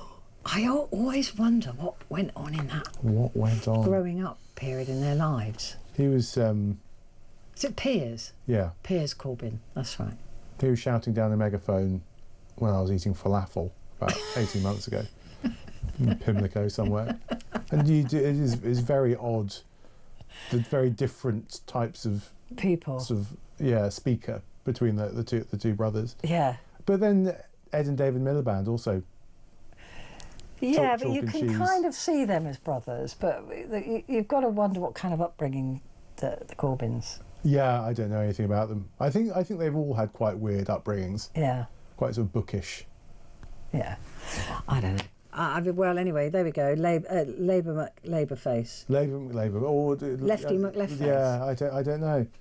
I'll have a think about that. Have a think about it, but I'm sticking with that one for Sure. now. Yeah. We should Unless email anybody him. else has got any. He'll be ever so good ideas. relieved. He's been brainstorming for 3 or 4 weeks now. No, they can't come up with a name. Who's in it? Do you know who's joined him? No. I mean, he doesn't really need anybody else, does he? It's like Farage. He doesn't really need anybody else. No, he's a bit of a powerhouse. But then Reform as councillors, that went well for them. Yeah, but there was a councillor who was wrong side of the law in a speech that he made the other Oh, day. really? 19-year-old. Oh, that's always going to happen. Yeah, literally the wrong, like court stuff that it shouldn't have gone anywhere near, but there you go. Yeah. The Sun newspaper, ITV swoop for Match of the Day legend.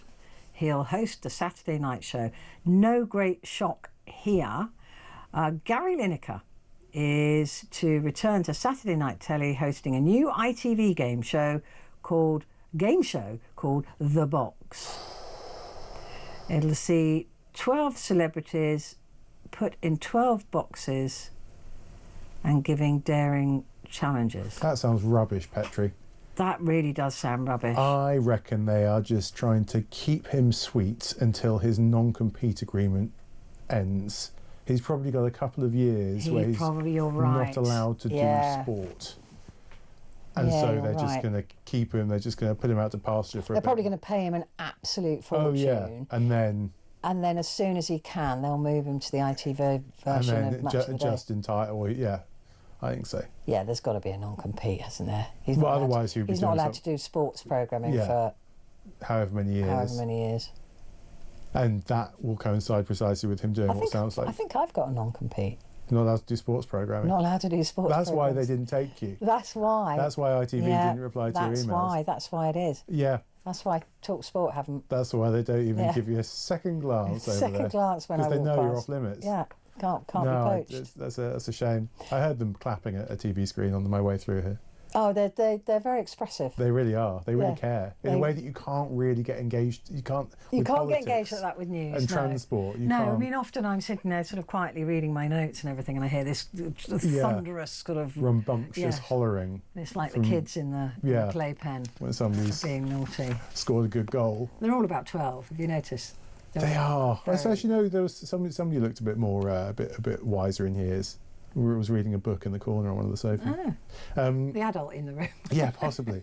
No, but they must love their The jobs. babysitter. They must They love love their their jobs. jobs. They love their jobs. They get to watch sport all day. Same as the sort of former sportsmen and the pundits who obviously just they're just so enthusiastic about Yeah. it. No, they absolutely. To the point you where they never don't- see that lot looking miserable No, in TalkSport. 'cause there's always go a into the news area and there's people yeah. whinging and moaning. But there's always a sport on. yeah. And if you like sports so much that you will turn your hand to anything, it's just like, oh, brilliant, like minor league basketball is on. My favourite, my 17th favourite sport. I'll just watch this. Yeah. Or just Yeah. because you talk. But that's why they're so good at what they do. They are. They are very good. Yeah, they all do. All my drivers listen to TalkSport. Yeah. Every time I get in the car outside, they're just. I go, thanks very much. Yeah. What about Talk? Yeah. Never mind that. No, they're listening to these guys which are away. All right. The Daily Express, Kemi, Labour conducting an assault on rural life. I wonder what Kemi Badenoch knows about rural life. I don't know her. None of these people have left the M25 for the past you're 5 right, years. yeah. The whole thing is a nonsense. None of the parties are particularly. I was talking to one of my farmer friends yesterday. I say my farmer friends. Her parents are farmers, and she obviously has a high-flying job in the city. And I think there's a sentiment among people who actually work on the land that there's nobody really fighting their corner at the moment. They're sort of because nobody understands it. Nobody really understands it. Well, not the Westminster bubble, at least. No. They don't. They don't understand it. They don't understand it. It's like when the people come out against, I'm going to cause trouble now, but against fox hunting. For example. And then you've got the countryside people go, well, you come and deal with it. You come and deal with it then, because you know, I mean, there are cleaner, better ways to deal with foxes, but they are a pest. That is, they're a pest in my garden as well. Mm. Annoying. They make a horrible noise. They make a horrible noise. They mess everywhere. Then the puppy goes out and eats it, and then comes in and vomits on my carpet, which I blame the foxes like a helpful conduit between the doo-doo outside and the doo-doo indoors. Yeah. So I've got some neighbours who feed the foxes. Oh, that's so annoying. Very My next door annoying. neighbour feeds the foxes as well. I'm always saying to her, please don't feed the foxes, because now the foxes will come and say their noises at the neighbour to say, look, it's 4:45 in the morning. I haven't been fed. And we haven't been fed. Nobody's thrown a baguette at us yet. And screaming foxes really is quite very disturbing. Yeah. Sounds like women screaming. It sounds, or just, it sounds like somebody being murdered in the next town, but actually it's just the guy outside your window waiting for somebody to chuck some corned beef at him. Yeah. No, they are. Don't feed them. I know they look all scraggly and everything, but feeding them just encourages more and more of them. But we have different problems here in the city. That is true. Us urban dwellers have different. All of our food comes out of cellophane wrappers, and the Waitrose van. Yeah. But the people actually out there on the front lines digging it up. You haven't got a horse's, No, exactly. Not yet. Although that would keep me garden. entertained in much the same way as it would entertain a tiger, just hanging on a hook on like a little zip line. Yeah. To really keep me engaged. It'd keep the foxes engaged. It would keep all of us engaged, frankly. We're all the same. The whole neighbourhood would be talking all on about roughly the same level, I think. Yes, I don't know. It's possibly a bit disingenuous coming from Kemi, but there's a point. Yeah, I mean, it's a fair point, as long as she's, somebody's fighting their corner. But it's not as though the Conservatives weren't also conducting an assault on rural life for the previous decade or so. Exactly that. And also, there's nothing about rural life in any of the manifestos. The Liberal Democrats haven't exactly. Well, no, because they're not a big enough voting cohort. No. They don't care. And it's all a bit sort of unfashionable to be a farmer. Yeah. At the moment. Except we kind of need them. Yeah, we kind of, but we'd rather not think about them. We'd rather it was sort of a bit out of sight, out of mind. Let's take a break, and Ed and I'll be back in just a sec.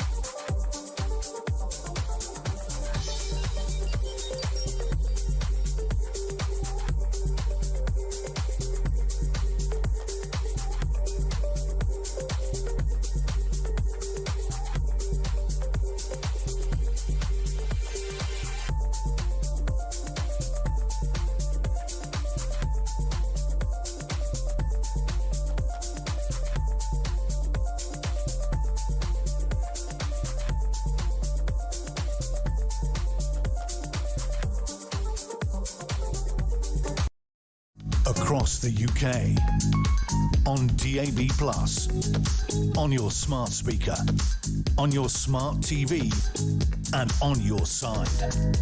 This is Talk. It is Talk, and it's Petrie, and it's Ed Wiseman, a transport and travel journalist. Hello. And the Daily Telegraph, it's got all the same stories on that we've already discussed, except one above the title. Clinton's subpoenaed in Epstein revelation. Yes. Now, this... if Donald Trump wants the Epstein files to go away, and we know he does, then what is this about? I mean, it's trying to throw shade, of course it is, towards the Democrats. The truth is that the Democrats don't care who's on the list. They're just saying just print Publish it, yeah. Just publish it. If there's bad Democrats on there, then they should go to jail. Yeah. But I didn't think that there was a list, or there, you know, it's all a hoax. You can't have both, can you? No. You can't say on the one hand It's a hoax. it's a hoax, and then on the other hand, hey, you guys need to You're being fess up. subpoenaed to... But all of this hinges on this belief, on this understanding that we now have that it's all coming from Trump. Because in a functional democracy, the subpoena would not be the work of the president trying to fling mud on his opponents. Yeah. That's quite a tin pot dictatorship thing to have happened. But he's also had 1,000 people working at the FBI to redact his name from thousands and thousands and thousands of pieces of paper that they've managed to gather on this. So he's in the clear, in a sense, because he's been redacted. But that's quite a big gamble that no one's going to have that's why I'm leaked, thinking, why would or- you just keep it quiet, wouldn't But you? if he's surrounded by yes men, he doesn't know that he is kind of public enemy number one for a decent chunk of the US population, roughly 1 million of whom have security clearance. I assume there must be a decent bunch of them who have access to the files. Yeah. I don't know. It strikes me as something if I was in his situation, I'd think, hang on, lots of people have read this. Yeah, how is it going to be contained? Yeah. I mean, the fact that we know that the FBI have redacted his name, because we know that has happened. And there are lots of documents that are public already, or certainly being circulated, or have had leaks that have his name, that have the testimony of witnesses. Oh, there's so many witnesses. Yeah. The testimony of witnesses who are not being believed. But the whole thing is not a subtle operation. They were flying around the world on a jet with a bed in it. Yeah. The whole thing is quite Which is where he first introduced himself intimately to Melania, apparently. I thought did he get introduced? Did Epstein? Yeah, but the first time they danced the jig of a lying down dancing thing was on Epstein's plane. On the plane, yeah. Which was called the Lolita Express. Yes, although I believe colloquially, I don't think it was sort of registered as such. No, I don't think it was painted on the side of the Although we're not far off it. I think we were 2 decades too late for that to fly, really. I really worry that we are there is never going to be any justice for those girls. There's never going that nobody is ever going to serve time, and all these bad, horrible men and women are going to get away with it. That's what I fear. Be sort of filibustered out until they're all dead. Yeah, exactly. And then, but that's been a strategy for years, hasn't it? Know, sort of official secrets, sort of sealed. This was a massive. Nobody could say this wasn't one of the biggest scandals of our time. Certainly for America, and the fact that Epstein, committed suicide, and there's minutes missing from a tape that proves that he did commit suicide, and then somebody else says, this is made up of 3 different tapes. It's not even one tape with a minute missing. This is 3 different tapes, because you can tell by the code on it. But he definitely killed himself. And there's no list, but there is a list. And then it's a hoax. And any time that Donald Trump, if he is mentioned in any of the files, it's been put there by Biden. Yes, but nobody really buys that. I don't think anybody buys that. I think there's obviously people very polarised in both camps. There's plenty of people who are absolutely sort of besotted with Trump, but there must be 200 million Americans who are just watching this unfold, thinking, I want nothing to do with this. This whole thing is revolting. It's just grubby. Yeah. And if the truth is, if you've got nothing to fear from these files coming out, redacted or not, the fact that you've had people redact your name kind of points to those mentions not being about, having a cup of tea. No. Because why would you bother? I guess maybe they're all just waiting to die for it not to be a problem anymore. Is it the bigger scandal? Is this a bit? It's huge. But compared with it's huge because of who was involved. Which seemingly everybody from was. the Wikipedia page of US politics in the second half of the 20th century. Yes. And showbiz and that world. Yes.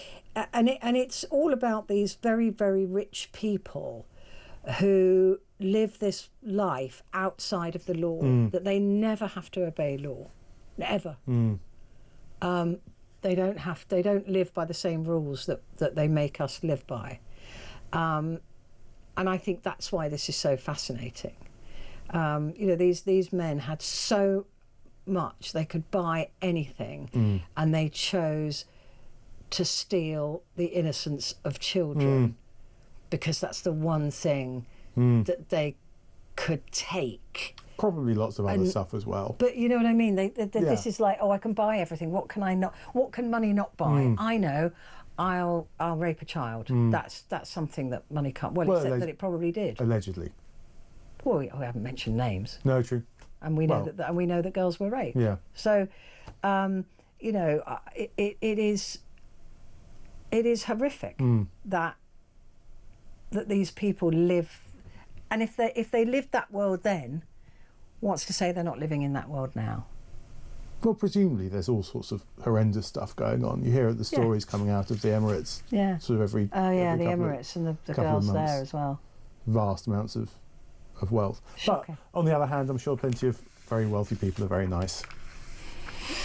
And I don't think there was anything particularly dirty said about Clinton.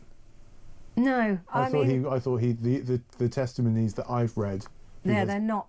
He was at a few parties, I think. Yeah, and he got lifts in the plane. Yeah. But was never implicated in any of the more sordid stuff that the others were. Well, I mean, look. But maybe if they question him, he'll know about other people. Well, maybe he will just spill all the beans. Yeah, I don't want that. But the whole thing, I mean, there's a lot of hush hush. Yeah. I would love to think that one day we'll get the truth. Maxwell was at Clinton's daughter's wedding, I think. Yeah. So they were obviously pals. Yeah. They must know. Of course they know. Of course they know. They all know, but they all protect each other, don't they? Even if they don't like each other, they protect each other. The Daily Star, which has got a new tagline. I don't know if you've noticed that. News with a wink. I don't like that. I don't like it. Who thought of that? I don't know. It wasn't me. You'd think it would be me after coming out News with a wink. Lefty McLeft face, but no, I don't like that at all. No. No, that's no. That's a hard pass from me. I don't think that's very good. News with a wink. No, I don't. That doesn't work, does it? Especially when you put it next to somebody who died at an Oasis concert. Up before the beak, though, this is a good story. A parrot,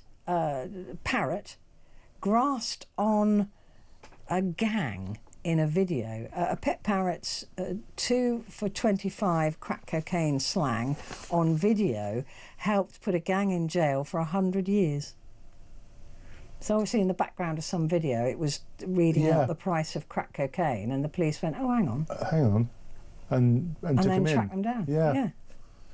Parrots are notoriously gobby. Very weird. I knew one that would make the microwave dinging noise. Really? That was annoying. How did you know a parrot?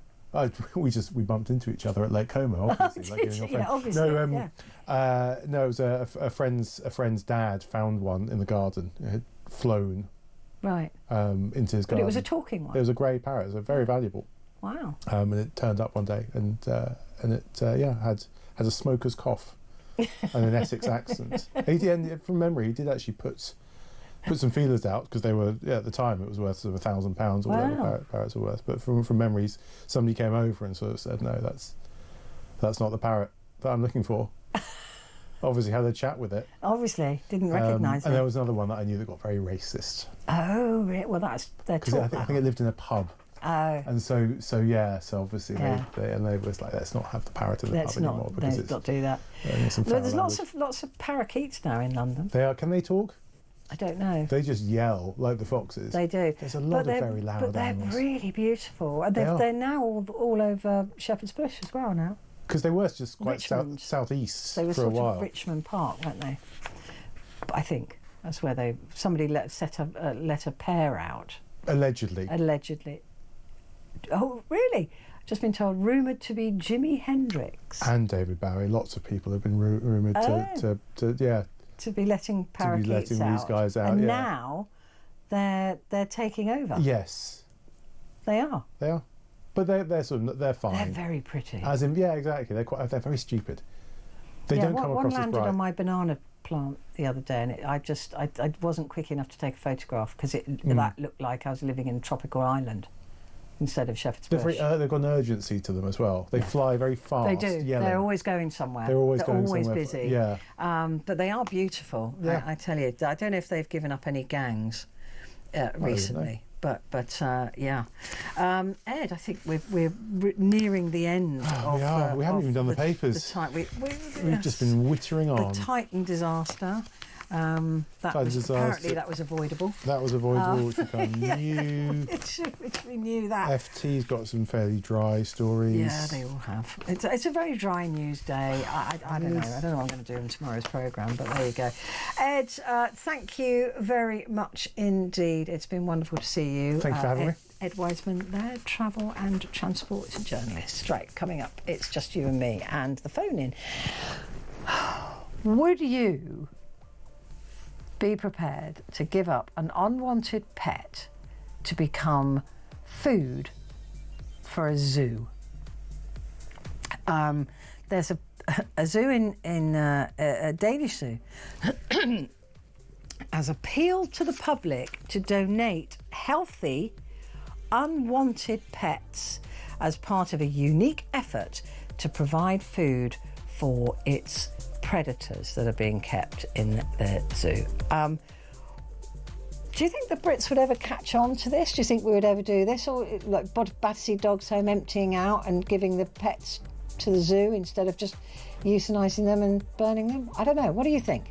Up to you. Give me a call. I look forward to finding out what you think about this.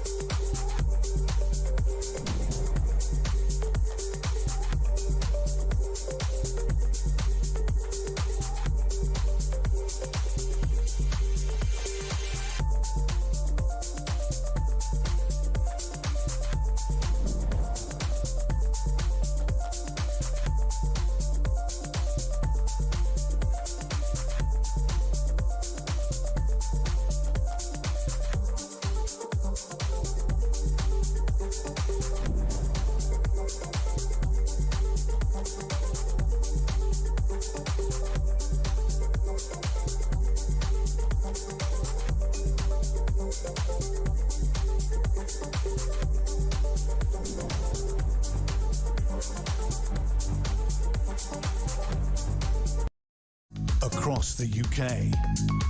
On DAB+, on your smart speaker, on your smart TV, and on your side. This is Talk.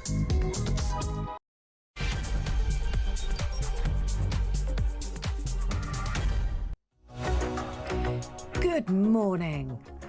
It's good to have you with me, and I hope that you engage in this story with me. It's a bit unusual. It's a bit left of field. It's not normally what we would talk about, but it really interested me, and I just wanted to get your view on this.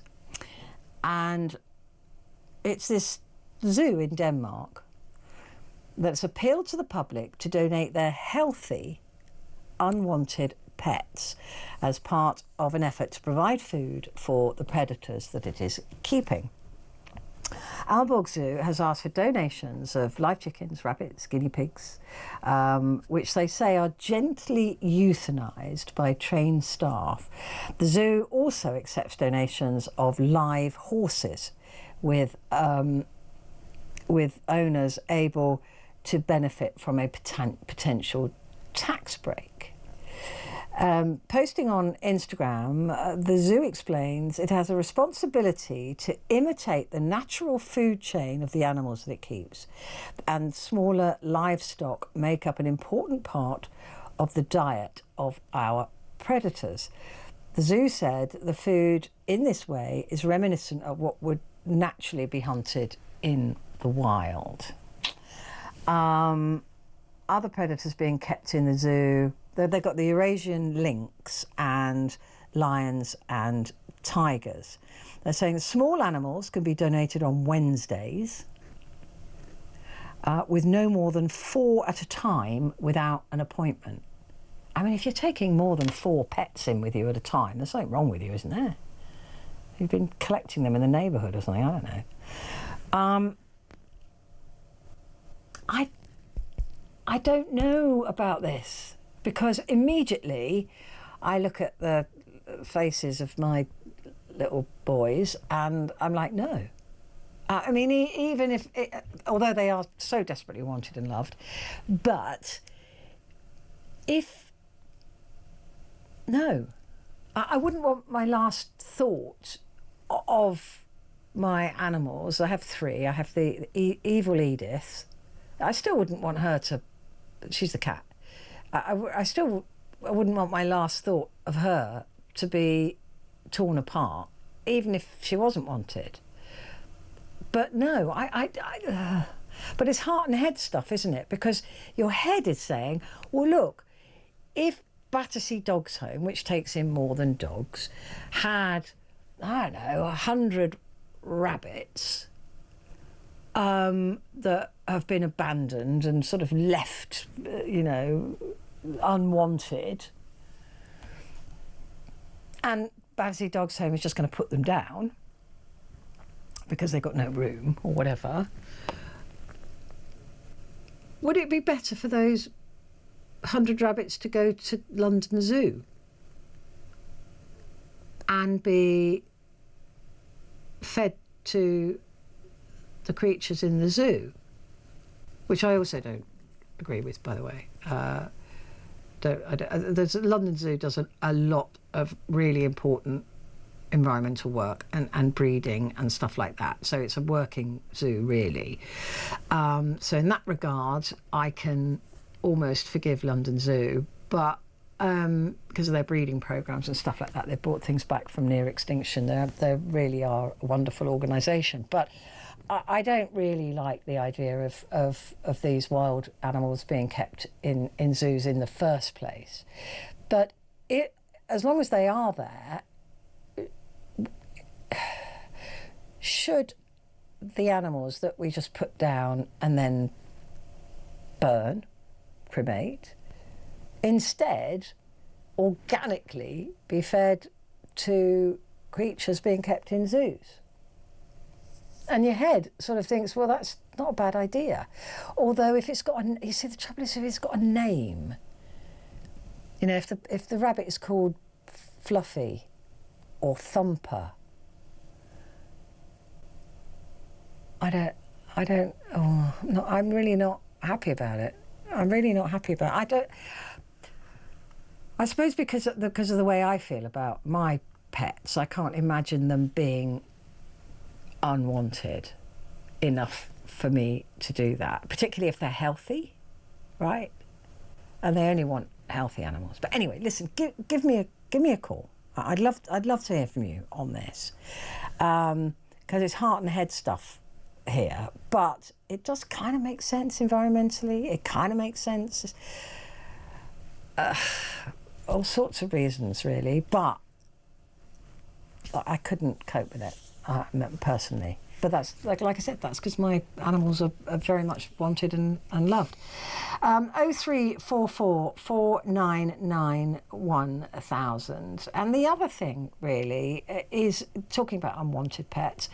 What about wanted pets? The you and I who really love our pet. They're not pets. They're family members, aren't they? What would you give up for your pet? What would you do for your animals? What have you had to do? What have you given up? What have you, actually, that just reminds me, what about people who have to move to a house or a flat that won't allow pets currently? What do you do with your pets? Is it better for them to go to a rescue centre or potentially go to the zoo? Oh, you couldn't, could you? Anyway, maybe you could. Well, earlier on Ian Collins' show, he spoke to the actor and animal rights activist Peter Hosken, who was unsurprisingly against the idea. Have a listen. I mean, such a contradiction in welfare terms, I think. There's one, it commodifies pets. It gives people permission to use their pets as something they can just discard, rather than, I believe, and I hope you do too, that if you take an animal, a companion animal of any kind into your life, that is for life. It's a commitment you make for life.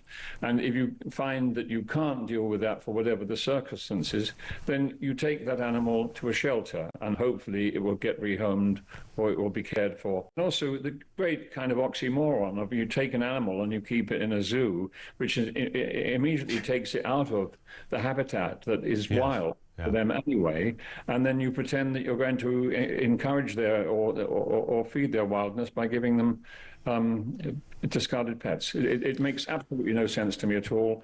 I think it's absolutely appalling. I'm also sad, I'm completely opposed to zoos. I'm very much for sanctuaries, but zoos are created for the entertainment of humans, at the expense of the freedom of the animal, and I'm completely against that. God, Peter Hosken and I share exactly the same brain on that. But so that was the actor and animal rights activist Peter Hosken, and it's an interesting point that he makes about commoditising pets and seeing them as disposable, I guess, in it, but which they are not, of course. If you have ever had a creature in your life, a little furry dependent creature in your life, there's no way for me anyway that I could ever part with them. I mean, the horrifying thought. I mean, I've just got to believe that my animals will live forever, because I can't bear the thought of anything else being the alternative to that. But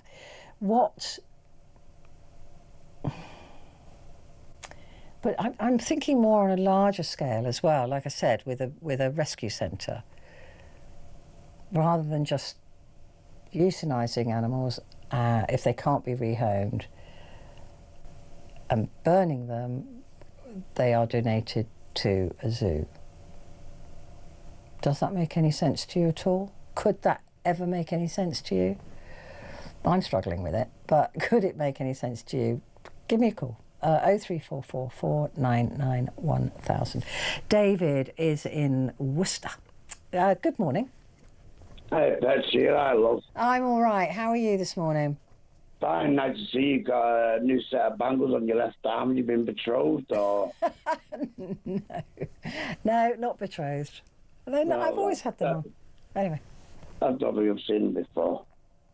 No, not. I didn't secretly get married at the weekend, so no. No, that makes 3 of us. So tell me, what do you think this is a good idea? It's an hard one, isn't it? It's an hard one. When I done my commando course, 1994, you give you a rabbit or a chicken, and then we was in Otterburn. It's just north of Newcastle. It's like an army training place, and the worst thing, I called it fudge. It was a lovely little thing, like thumper, and I couldn't do it. So they were alive. They gave you living creatures for you to kill to eat. Yeah, but you have to kill it, and I don't. You know when you, don't get me wrong. I know this is on telly, but legally I've shot people in the army. But it's like I liked it.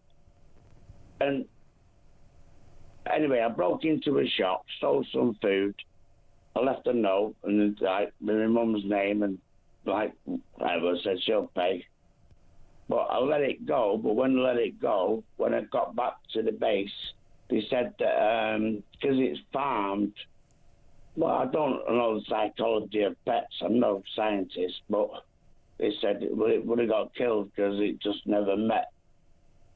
Well, yeah, if it was bred and if it was farmed, it probably wouldn't have lasted very long in the wild. But I don't think you're helping my situation right now, Petrie. I know, but at least you gave it a chance. Yeah, but I'd probably give it to a worse life than what it would have had, love, in all fairness. Oh, it's so difficult, though, isn't it? Yeah, because I couldn't kill a creature. I've spoke to you before, and I had an hotel in Scotland, and people shoot deers. I just think of Bambi or absolutely water shit down. I just think I don't say, but if they're training animals to go back into the wild, maybe they've got to get the legs moved. I'm no veterinarian, but they charge more. It costs you what, 200, 300, 400, 500 quid to support an animal down. If you can't afford it, I don't know, vets are expensive. Oh, look, it is expensive. I keep saying to my son and his girlfriend, you honestly come round and see the cat. The cat's really my son's anyway, because she doesn't like me. She only likes him. But but don't get your own, because they are expensive. That's something you've got to take into account. Before I got my second dog, Humphrey, the puppy, I had to really think about the commitment, the money, the vet's bills, as you said, the food bills, all of those things. You really have to think about it. It's a hell of a commitment, because I knew I would never be able to part with them once I got them. I think I sort of see where you're coming from, but it's not just amongst us. You've got unruly people who've got a dog for protection when they sleep rough, maybe. And that dog's not really, socially, socially acceptable, and it picks on your little dog, so then you get into a barney. It's a catch-22. But if you can't afford, how do you know these people from Battersby or whatever? It's harder to... I tried to adopt a dog. Oh, it's almost impossible. Oh, yeah, because I've got a criminal record. And I said, well, I've never hurt an animal. No, and you could buy a dog easily, but you just can't adopt one. It doesn't make any sense. No, because it's like it's easy to get a kid, and half of the people who live in where you're from, London, that you're told. It's like, but you get a child easier. Yeah, it is very difficult. They do make it very difficult to adopt. And I'm just thinking, we are really, we're supposed to be a nation of animal lovers, although there's a lot of people who treat animals extremely badly in this country. But on the whole... They treat them for violence, or they want to be like a little plastic gangster or something. But like all of these, XL bullies, right, that well, why don't they put them in the lions and that and see who can win? Yeah, I was just going to say, because a lot of them had to be put down, right? If they're that's fair. And so, is it better to give them to the zoo?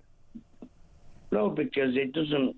I mean, how many people, like you say, I mean, I watch your program all the time, as you know, and I love you to bits, but just because one bad person does something, don't mean everyone is racist or nasty or rude or crude.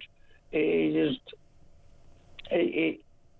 can't just pick one breed. It's like saying everyone that comes on a boat should go in a zoo. You can't do that because some people are technically fleeing. But if the the animal's been known to cause harm or deface a child or a human and bite them, then obviously it's lost its instinct to live in a home.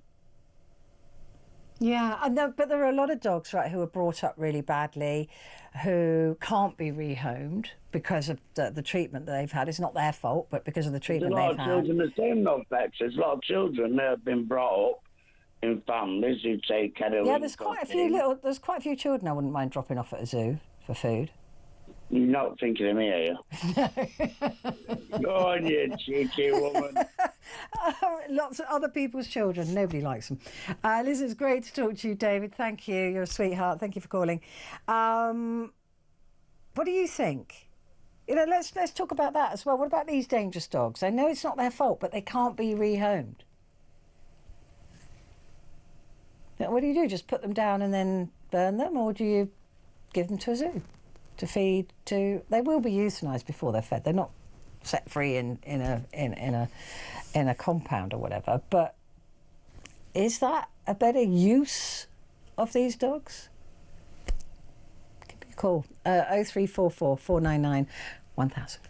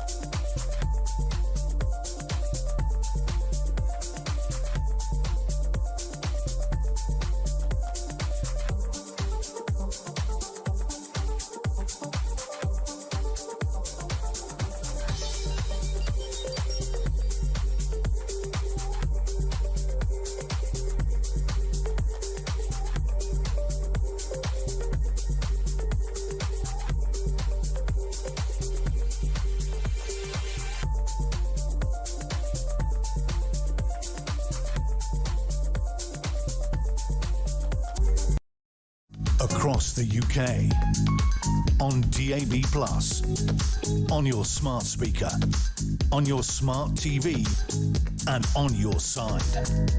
This is Talk. It is, and it is Petrie here with you, and we are discussing this Danish zoo asking for unwanted pets, unwanted healthy pets, to be dropped off on a Wednesday, very specifically, to be able to feed their predators in the zoo. And I'm just, asking what you think about it. And I'm asking what you think about it because I don't know what I think about it. I really keep flip-flopping on this, and this is when I need you guys the most, because I usually come up with a decision by the end of an hour with you lot. But it's just a case of that I can't imagine my pets ever being unwanted for a start. And if anything happened to me, there's already a plan for them to go and live with my sister. So there's no chance. There's no chance in my world that my animals will be anywhere but with me or in a loving home with my sister. So,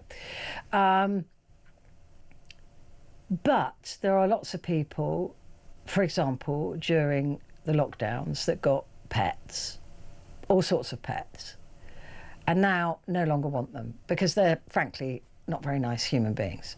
Right, they didn't think it through. They didn't care enough to think it through. But there will also be people who have to move and they're not allowed to take their animals with them, for example.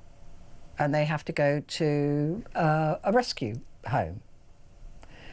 And eventually they may well be put down. And that must be heartbreaking. I cannot imagine that.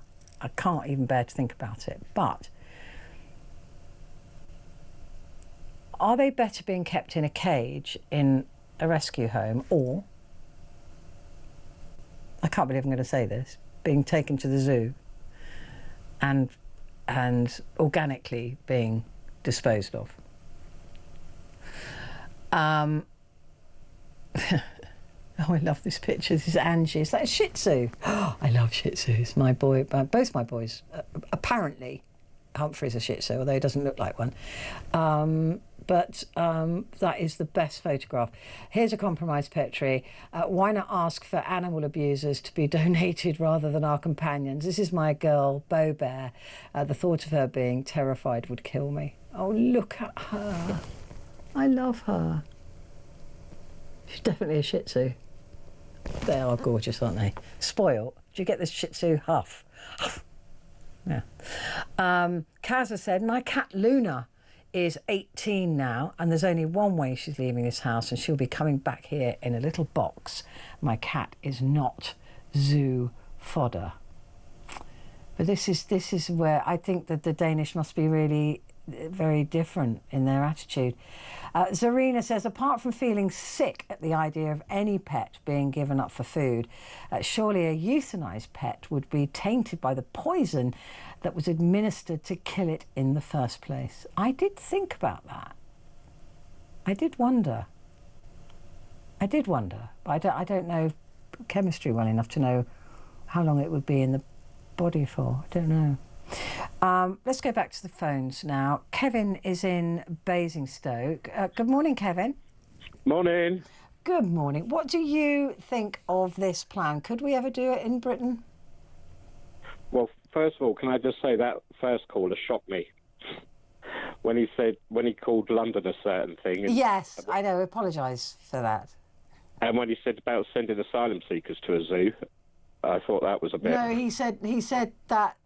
He said you can't send asylum seekers to the zoo because some of them are genuine. Yeah. Which was a bit off, I thought. I was really shocked. I was going to put the phone down, to be honest.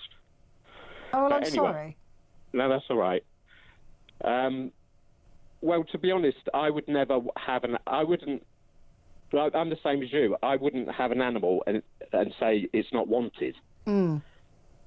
Because you love your animal, don't you? I mean, I suppose in some ways, if you was elderly and you couldn't look after it anymore, but maybe, or you was ill and you couldn't look after it, but I wouldn't want it to go.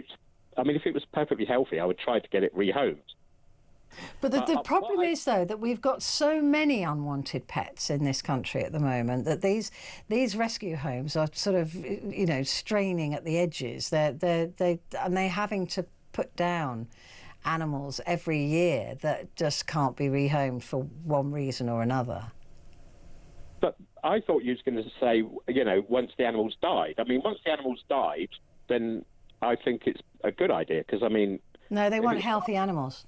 What do they normally feed? What do they normally feed? Well, I suppose what they have to do is buy those animals, but they would be bred especially. So, like for labs, you would breed, rats especially for a lab, you wouldn't go and collect rats from the sewers or whatever. So they would be bred. So they breed the animal and then they inject it like they would a pet, and they would be half alive. Yeah. No, they would be dead. They'd be dead. Oh, they would be dead. They would euthanize them first. Oh, right. So they'd put them down first and then feed them to the predators. But it would have to be a healthy animal. And obviously vets don't put down healthy animals if they can help it. So, but I suspect... They do, though. Don't they put a lot of greyhounds down? Well, I think in rescue centres, because they can't rehome them, yeah. Yeah, I think it's quite a lot as well. I mean... So would they be better going to... I haven't got a problem with that. If the animal's going to be euthanized anyway, then, yeah, I think it's fine. You do? So Yeah. places like Battersea Dogs Home, for example, I mean, I got this message, I don't normally do this, but Grant sent an excellent message earlier on and I've kept it on the screen, saying, according to the RSPCA, 29,000 dogs are euthanised each year. There are no exact numbers for cats, but estimated over 100,000 are put down. And he says all that meat going to waste, and it would save loads of money in burial or cremation costs, not to mention the environmental impact of burning those bodies. So that's a lot, as Grant says, that's a lot of, if you want to call them meat. Well, I mean, it doesn't sound very nice. Yeah, I mean, it doesn't sound very nice, but I mean, the thing is, you're going to breed an animal. Yeah, I'm pretty sure. Yeah, yeah. Be fed on meat anyway, so. Yeah. I mean, obviously in zoos, if other animals die... Than breeding an animal to die rather than... Yeah, I suppose that's the point, Hello? isn't it? But if you're breeding an animal to die, then it's... Hello? Hello, are you still there? Kevin, have we got you? No, I think we've lost Kevin. Anyway, but yeah, I presume that's what they do because they will need meat, right? So all of these big cats and creatures that carnivores that they eat meat. So the only way to get that meat is even if you breed a cow and cut that up, then that's an animal being bred to feed these predators. So in a sense, even if they do breed rabbits or weasels or stoats or whatever it is, mice are definitely bred for snakes and things like that. So yeah, they would be breeding animals in order to feed these animals. Is it better to cut down on the breeding of these animals for food and use animals that are no longer wanted for food? I mean, it kind of makes more sense, doesn't it, in a way, that you would... Because then you're putting down an unwanted pet and you're putting down an animal that's been bred to eat. So that's two animals instead of one. Does that change your mind at all? Give me a ring. 0344 499 1000.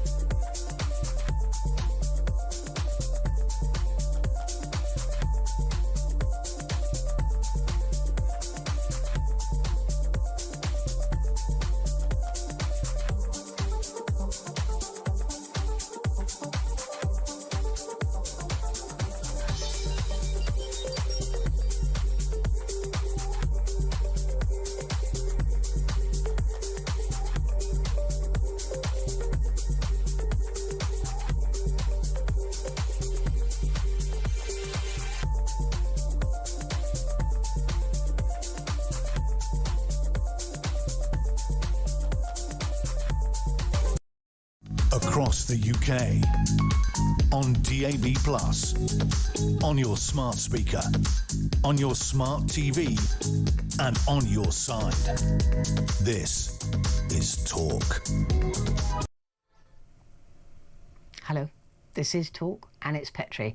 And we're talking, if you've just joined, about this Danish zoo asking for unwanted pets to feed its predators. And just Kevin, we lost Kevin for a moment there, but the realisation that there will be animals being bred in order to feed these predators, of course, they need to eat meat, and that's got to be bred. And you know, they do in zoos. I was telling Kevin that just before we got cut off, the animals in the zoos don't go to waste, right? If they can be eaten by other animals in the zoo, they will be recycled, put it that way. So if there's a zebra, as Ed Wiseman was saying earlier, he used to work in a zoo. I know.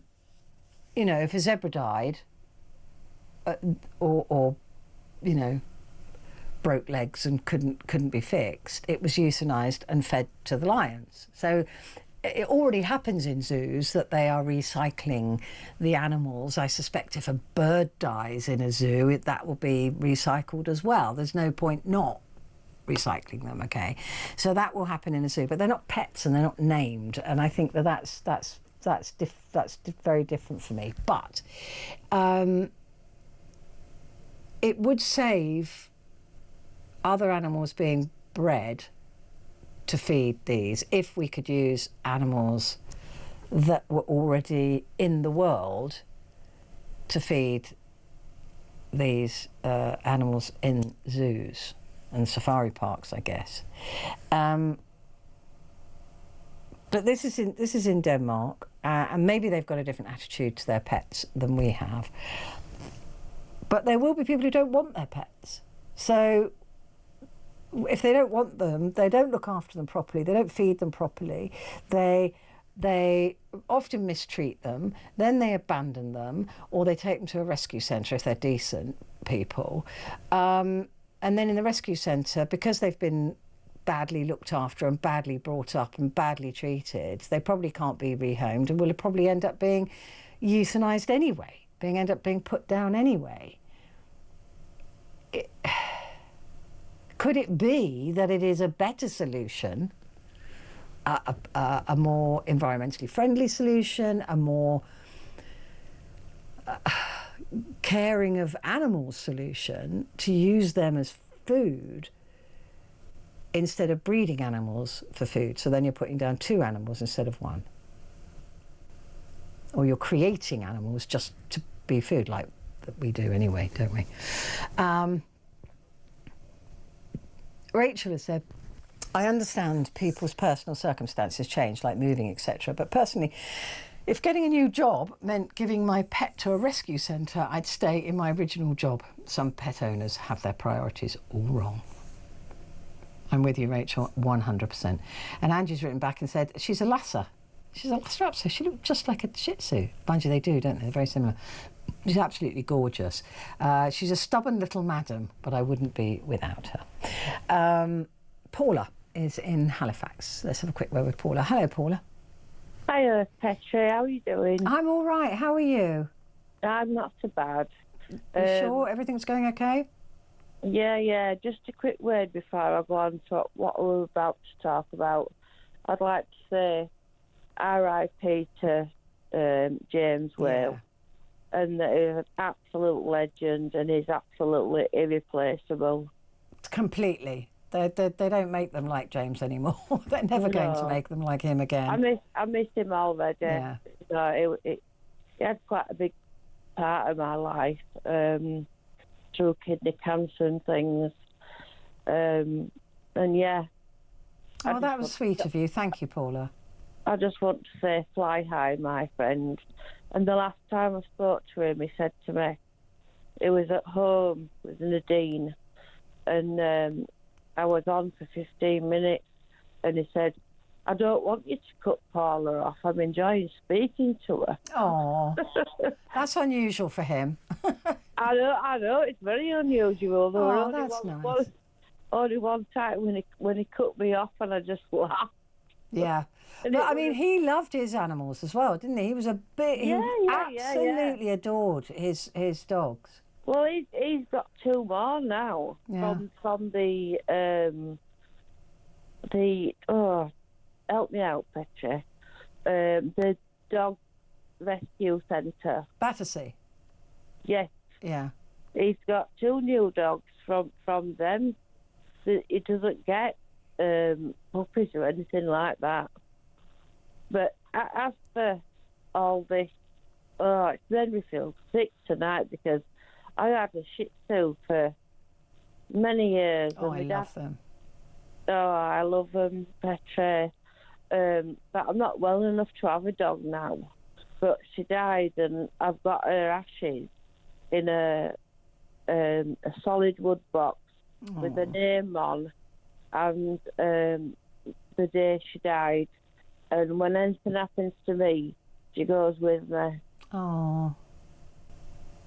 Yeah, and now I've got my sister's cat, who I've taken a real shine to. I've had her for well over a year. She never leaves me alone. She never stops staring at me. Oh, she never stops they are looking so at me. amazing, aren't they? I can't. Oh, I could never, ever, ever, ever, ever, ever imagine giving my pet to a to a zoo. word? Yeah, for food, for lions or whatever. Not now, not ever. No, I mean, but me either. Absolutely not. I just no. I mean, I know we eat meat. It's quite ironic, really, because we shouldn't be saying anything, because we eat meat. We eat cows, we eat pigs, we eat sheep, but yet we find it so wrong for them to be fed by our pets. I know, and it really is. It's sort of hypocritical, really. But we've decided there are some animals that we would never imagine doing anything like that, and there are other animals that we do. I mean, I don't eat a lot of meat now, but I'm not vegetarian. But I think that it's a bit hypocritical, and there's probably vegetarians listening going, "Yeah, you're all hypocrites," but there is something. There's something so different about a pet. Oh, I just couldn't, Petrie. The thoughts of it. I remember putting my dog down, and I were up feeding her with a syringe, giving her water. I were up every hour on the hour during the night, till she got so weak that I just knew I had to take her to the vet. It's the last kind thing you can do, and I say that knowing that if it ever happens to me with my older dog Bailey, who I've had for 11 years, that's the same amount of time that I had Coco, and she was a black and white Shih Tzu. And so's Bailey. She was my world. Yeah, he's my world. And it's I can't. He was recently quite ill, and they he had to have surgery for cancer. Oh, I'm sorry. But he's fine now. I mean, he really is. He's doing well. But I really thought I was going to lose him. I thought that it was getting close to that time, and all my friends and family, my sister was like, she won't cope. They were all talking about me behind my back, going, right, she won't cope without that dog. She just won't. She'll fall apart. They've got a plan in action if anything ever happens to Bailey. Because I will. I won't be at work. I won't be able to be at work. There's no way. I absolutely know where you're coming from. I absolutely know, 100%. Yeah. Like I said, my Coco dinner, and then I bought my sister bought me a sparkly doggy for my birthday, and I bought a imitation pearl thing, and I've got a paw on it, and the back of it says R.I.P. Coco. Oh. And that's at the side of my fireplace. Oh, that is so sweet.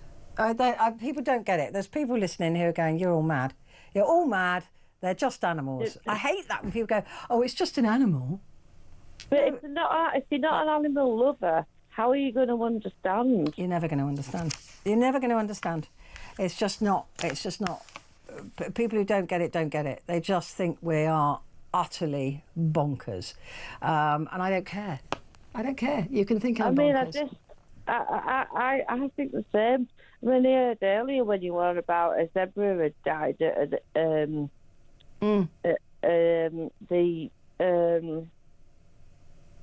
like Will Ed was saying about a zebra in the zoo being used as food. Everything is recycled.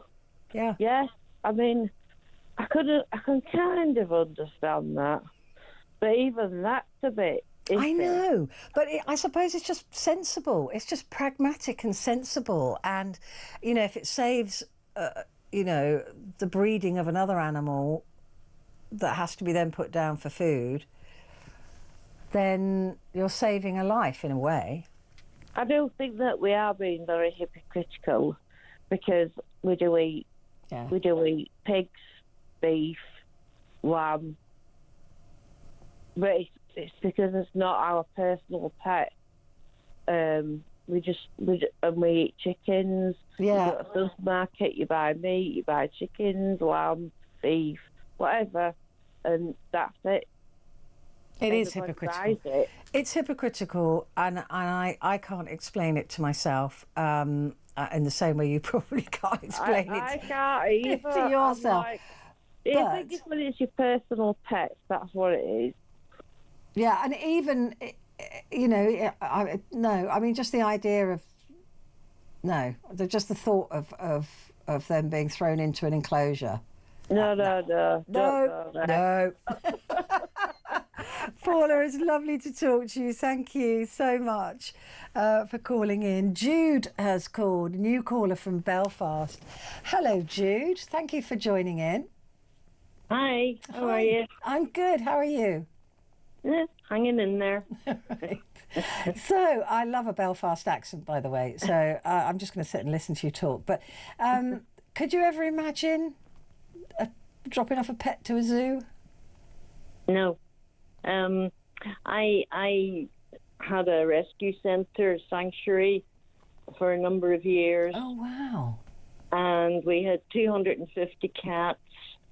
There's 20-something dogs, Shetland ponies, the odd horse that's young playmate, goats that nearly killed the trees. Yeah, of course. And a couple of sheep. And they were all rescued, yeah. And I used to tame the feral cats and find homes for them. And I became quite adept at training feral cats. I once trained a deaf Dalmatian because I was told by the Dalmatian people, oh, if it's deaf, just have it put down. Nobody would want it. So I trained it with sign language, and I found a home for it with a couple who already had a deaf Dalmatian. Oh, perfect. And it went on to have a great life. Also, I have at the time I had 5 rescue cats, and I fell into a diabetic coma for 2 days before I was discovered. And the ambulance crew said, all these hairs on top of her. What's all this? And my housekeeper had said, well, she has 5 cats. And they said, well, they probably kept her alive by keeping her core temperature at, livable levels. Wow. So my 5 little monsters became my heroes. I've only got 4 of them now. One of them died, sadly. And I've about 2 or 3 others that are, I don't know what age they are. They're all rescued. They may drop off the planet soon, but having seen 2 dogs ripping a cat to pieces before I could even make an attempt to stop them, no, I would be frightened that a zoo would decide, well, they're the predators at the zoo, they like to hunt. And so probably oh, let's throw the animals in live and let them hunt them. Do you know what, Jude? I thought exactly the same thing when I read this story. I promise you I did. I thought, well, how do we know they're gonna euthanize them? Because if you've got a lynx cat, right, a live bunny hopping around would be better than a dead one. And that's what I thought exactly the same thing. I wouldn't trust that they'd been put down. And to me, it's the thin end of the wedge. I don't know if you ever saw the movie Soylent Green. Yes, I love that movie. I love that movie. It's ancient, isn't it? Yep, it is. It is. It's such a good film. I can't help but think that the world is coming to that stage. Well, for those who don't know Soylent Green, it's when people, because life is so horrible, decide to die, to be put down and turned into food. And so they spend their last moments in a room with beautiful music and beautiful fields because the whole world is an apocalyptic mess. And see, I do remember it really well. I think my aunt and uncle showed it to me when I was very young, and I just remember it as being one of those seminal movies. And so people are turned into food if they voluntarily give themselves up for an early death. And I get that reference as well. Yeah. But if you were ever at your rescue centre overcrowded and you couldn't take any more in, would you just stop taking them in, or would you euthanise? No, we had a no-kill policy, except for animals that had an obvious mental problem. Right. And that they were never going to be rehomed, that they could never be. Yes, and we were attacked. Two of us were attacked by a boxer dog that had been inbred with its granny and its daddy, and the thing attacked us, and each of us had to take the dog's attention away from the other so that the other could get closer to the exit gate. Gosh. And my friend was dragged off to hospital, and we were able to do basic first aid on me, but we discovered then that the dog had been so inbred, it was bonkers. Oh. And terrifying though. Boxers are strong dogs. It kept going for the head, and so we were covering our heads, and then our hands and arms were getting bitten. Scary. Yeah, but I still wouldn't have wanted the animal to be fed. Even though you were going to have him, he had to be put down anyway, you wouldn't have... I had to put him down myself, Petrie. The vets that we used out in the country, they were lambing. They were busy with lambs, and they couldn't get to us, but they had trained us in what to do. And this was before legislation ruined everything for rescue centres. But we sedated the dog and then euthanized it. Poor old fella, wasn't his fault. No, that's the thing, isn't it? With these animals, we know it's not their fault, and yet still. Oh, Jude, you sound lovely. Will you call again? Yeah. Good. Like to. I'd like that very much. I think you sound adorable. Anybody that has a rescue centre is all right by me. Thank you, Jude. Jude there in Belfast. I've got to take a very quick break, but I will be back for the last few minutes.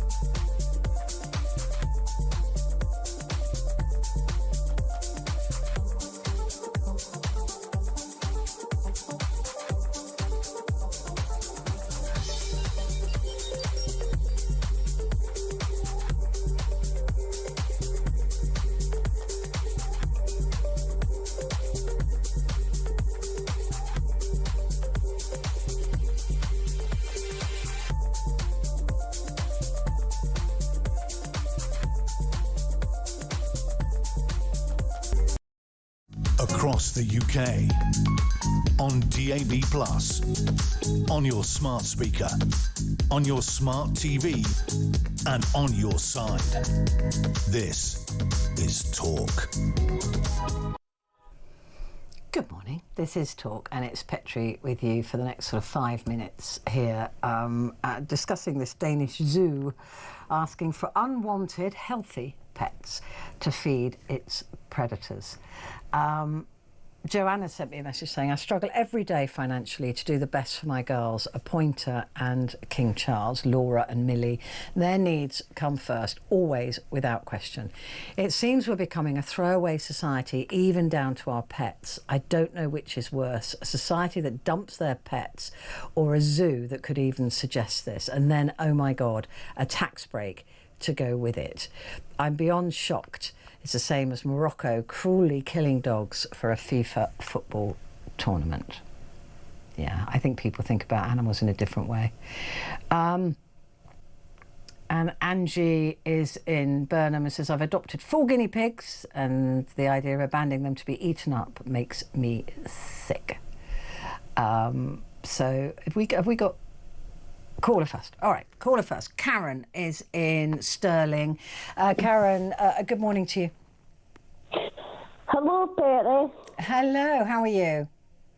I'm fine, Hen. I'm just wanting to say something about all this carry on about, pets and that. I mean, who in the world would give up their beloved pets to go on to do something like that? It's bloody terrible. I agree. I can't imagine it ever, but you know what some people are like. Aye. Well, Kim, I'm going to say this anew. Why don't they take all these bastards out the mind your language, Karen. Otherwise I get into trouble. So all these people... I'm sorry. That's all right. See all these animals.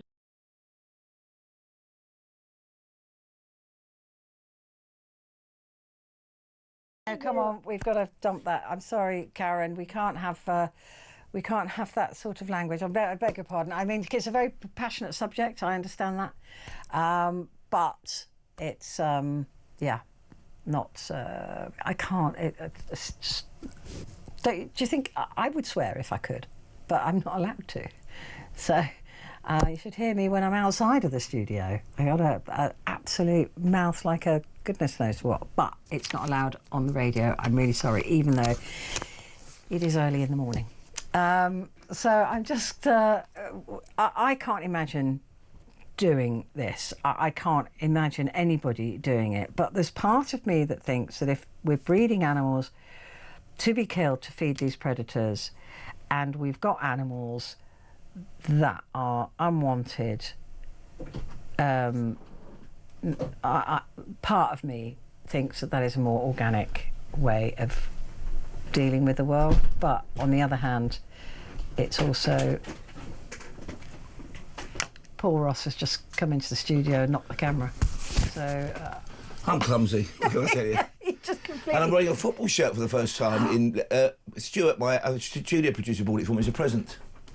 Why? You're normally wearing flowers or stripes? My hippie side. Your hippie, which we really like. It's my West Ham side. Yeah. You're a West Ham fan now? Yeah. Yeah. Were you always? Now, always. Always, all right. Now. I don't know what goes on in Talks for. I've got no idea.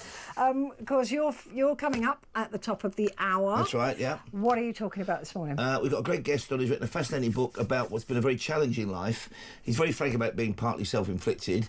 He got in trouble with the law, involved in an assault on a taxi driver, got sentenced to prison, and managed to turn that round and is now a multi-millionaire businessman. Wow. He co-owns Corby Town, a non-league football club, and he's working a lot with people about rehabilitating prisoners, and he's very keen on what he calls the Norwegian model, which is a Scandinavian way of looking at particularly short-term prisoners. Yeah. I didn't realise if you're sentenced to less than 2 years in this country, there's very little drive to get education. Yeah. Or basically, you're just there deprived of liberty, that's your punishment, and you go back out again. So he should be a great guest, I hope. That is really interesting because the Norwegian model, they have one of the lowest recidivism rates in the world, and I talk about it quite a lot on the show actually, because people, they say, you know, treat them mean, all these prisoners, but actually the kindness that Norway shows to prisoners, as you said, particularly short term and younger prisoners, they can turn their lives around and they don't throw them out on the streets. With it, when you get back out, you've not been so cut off from what's called normal life, even having like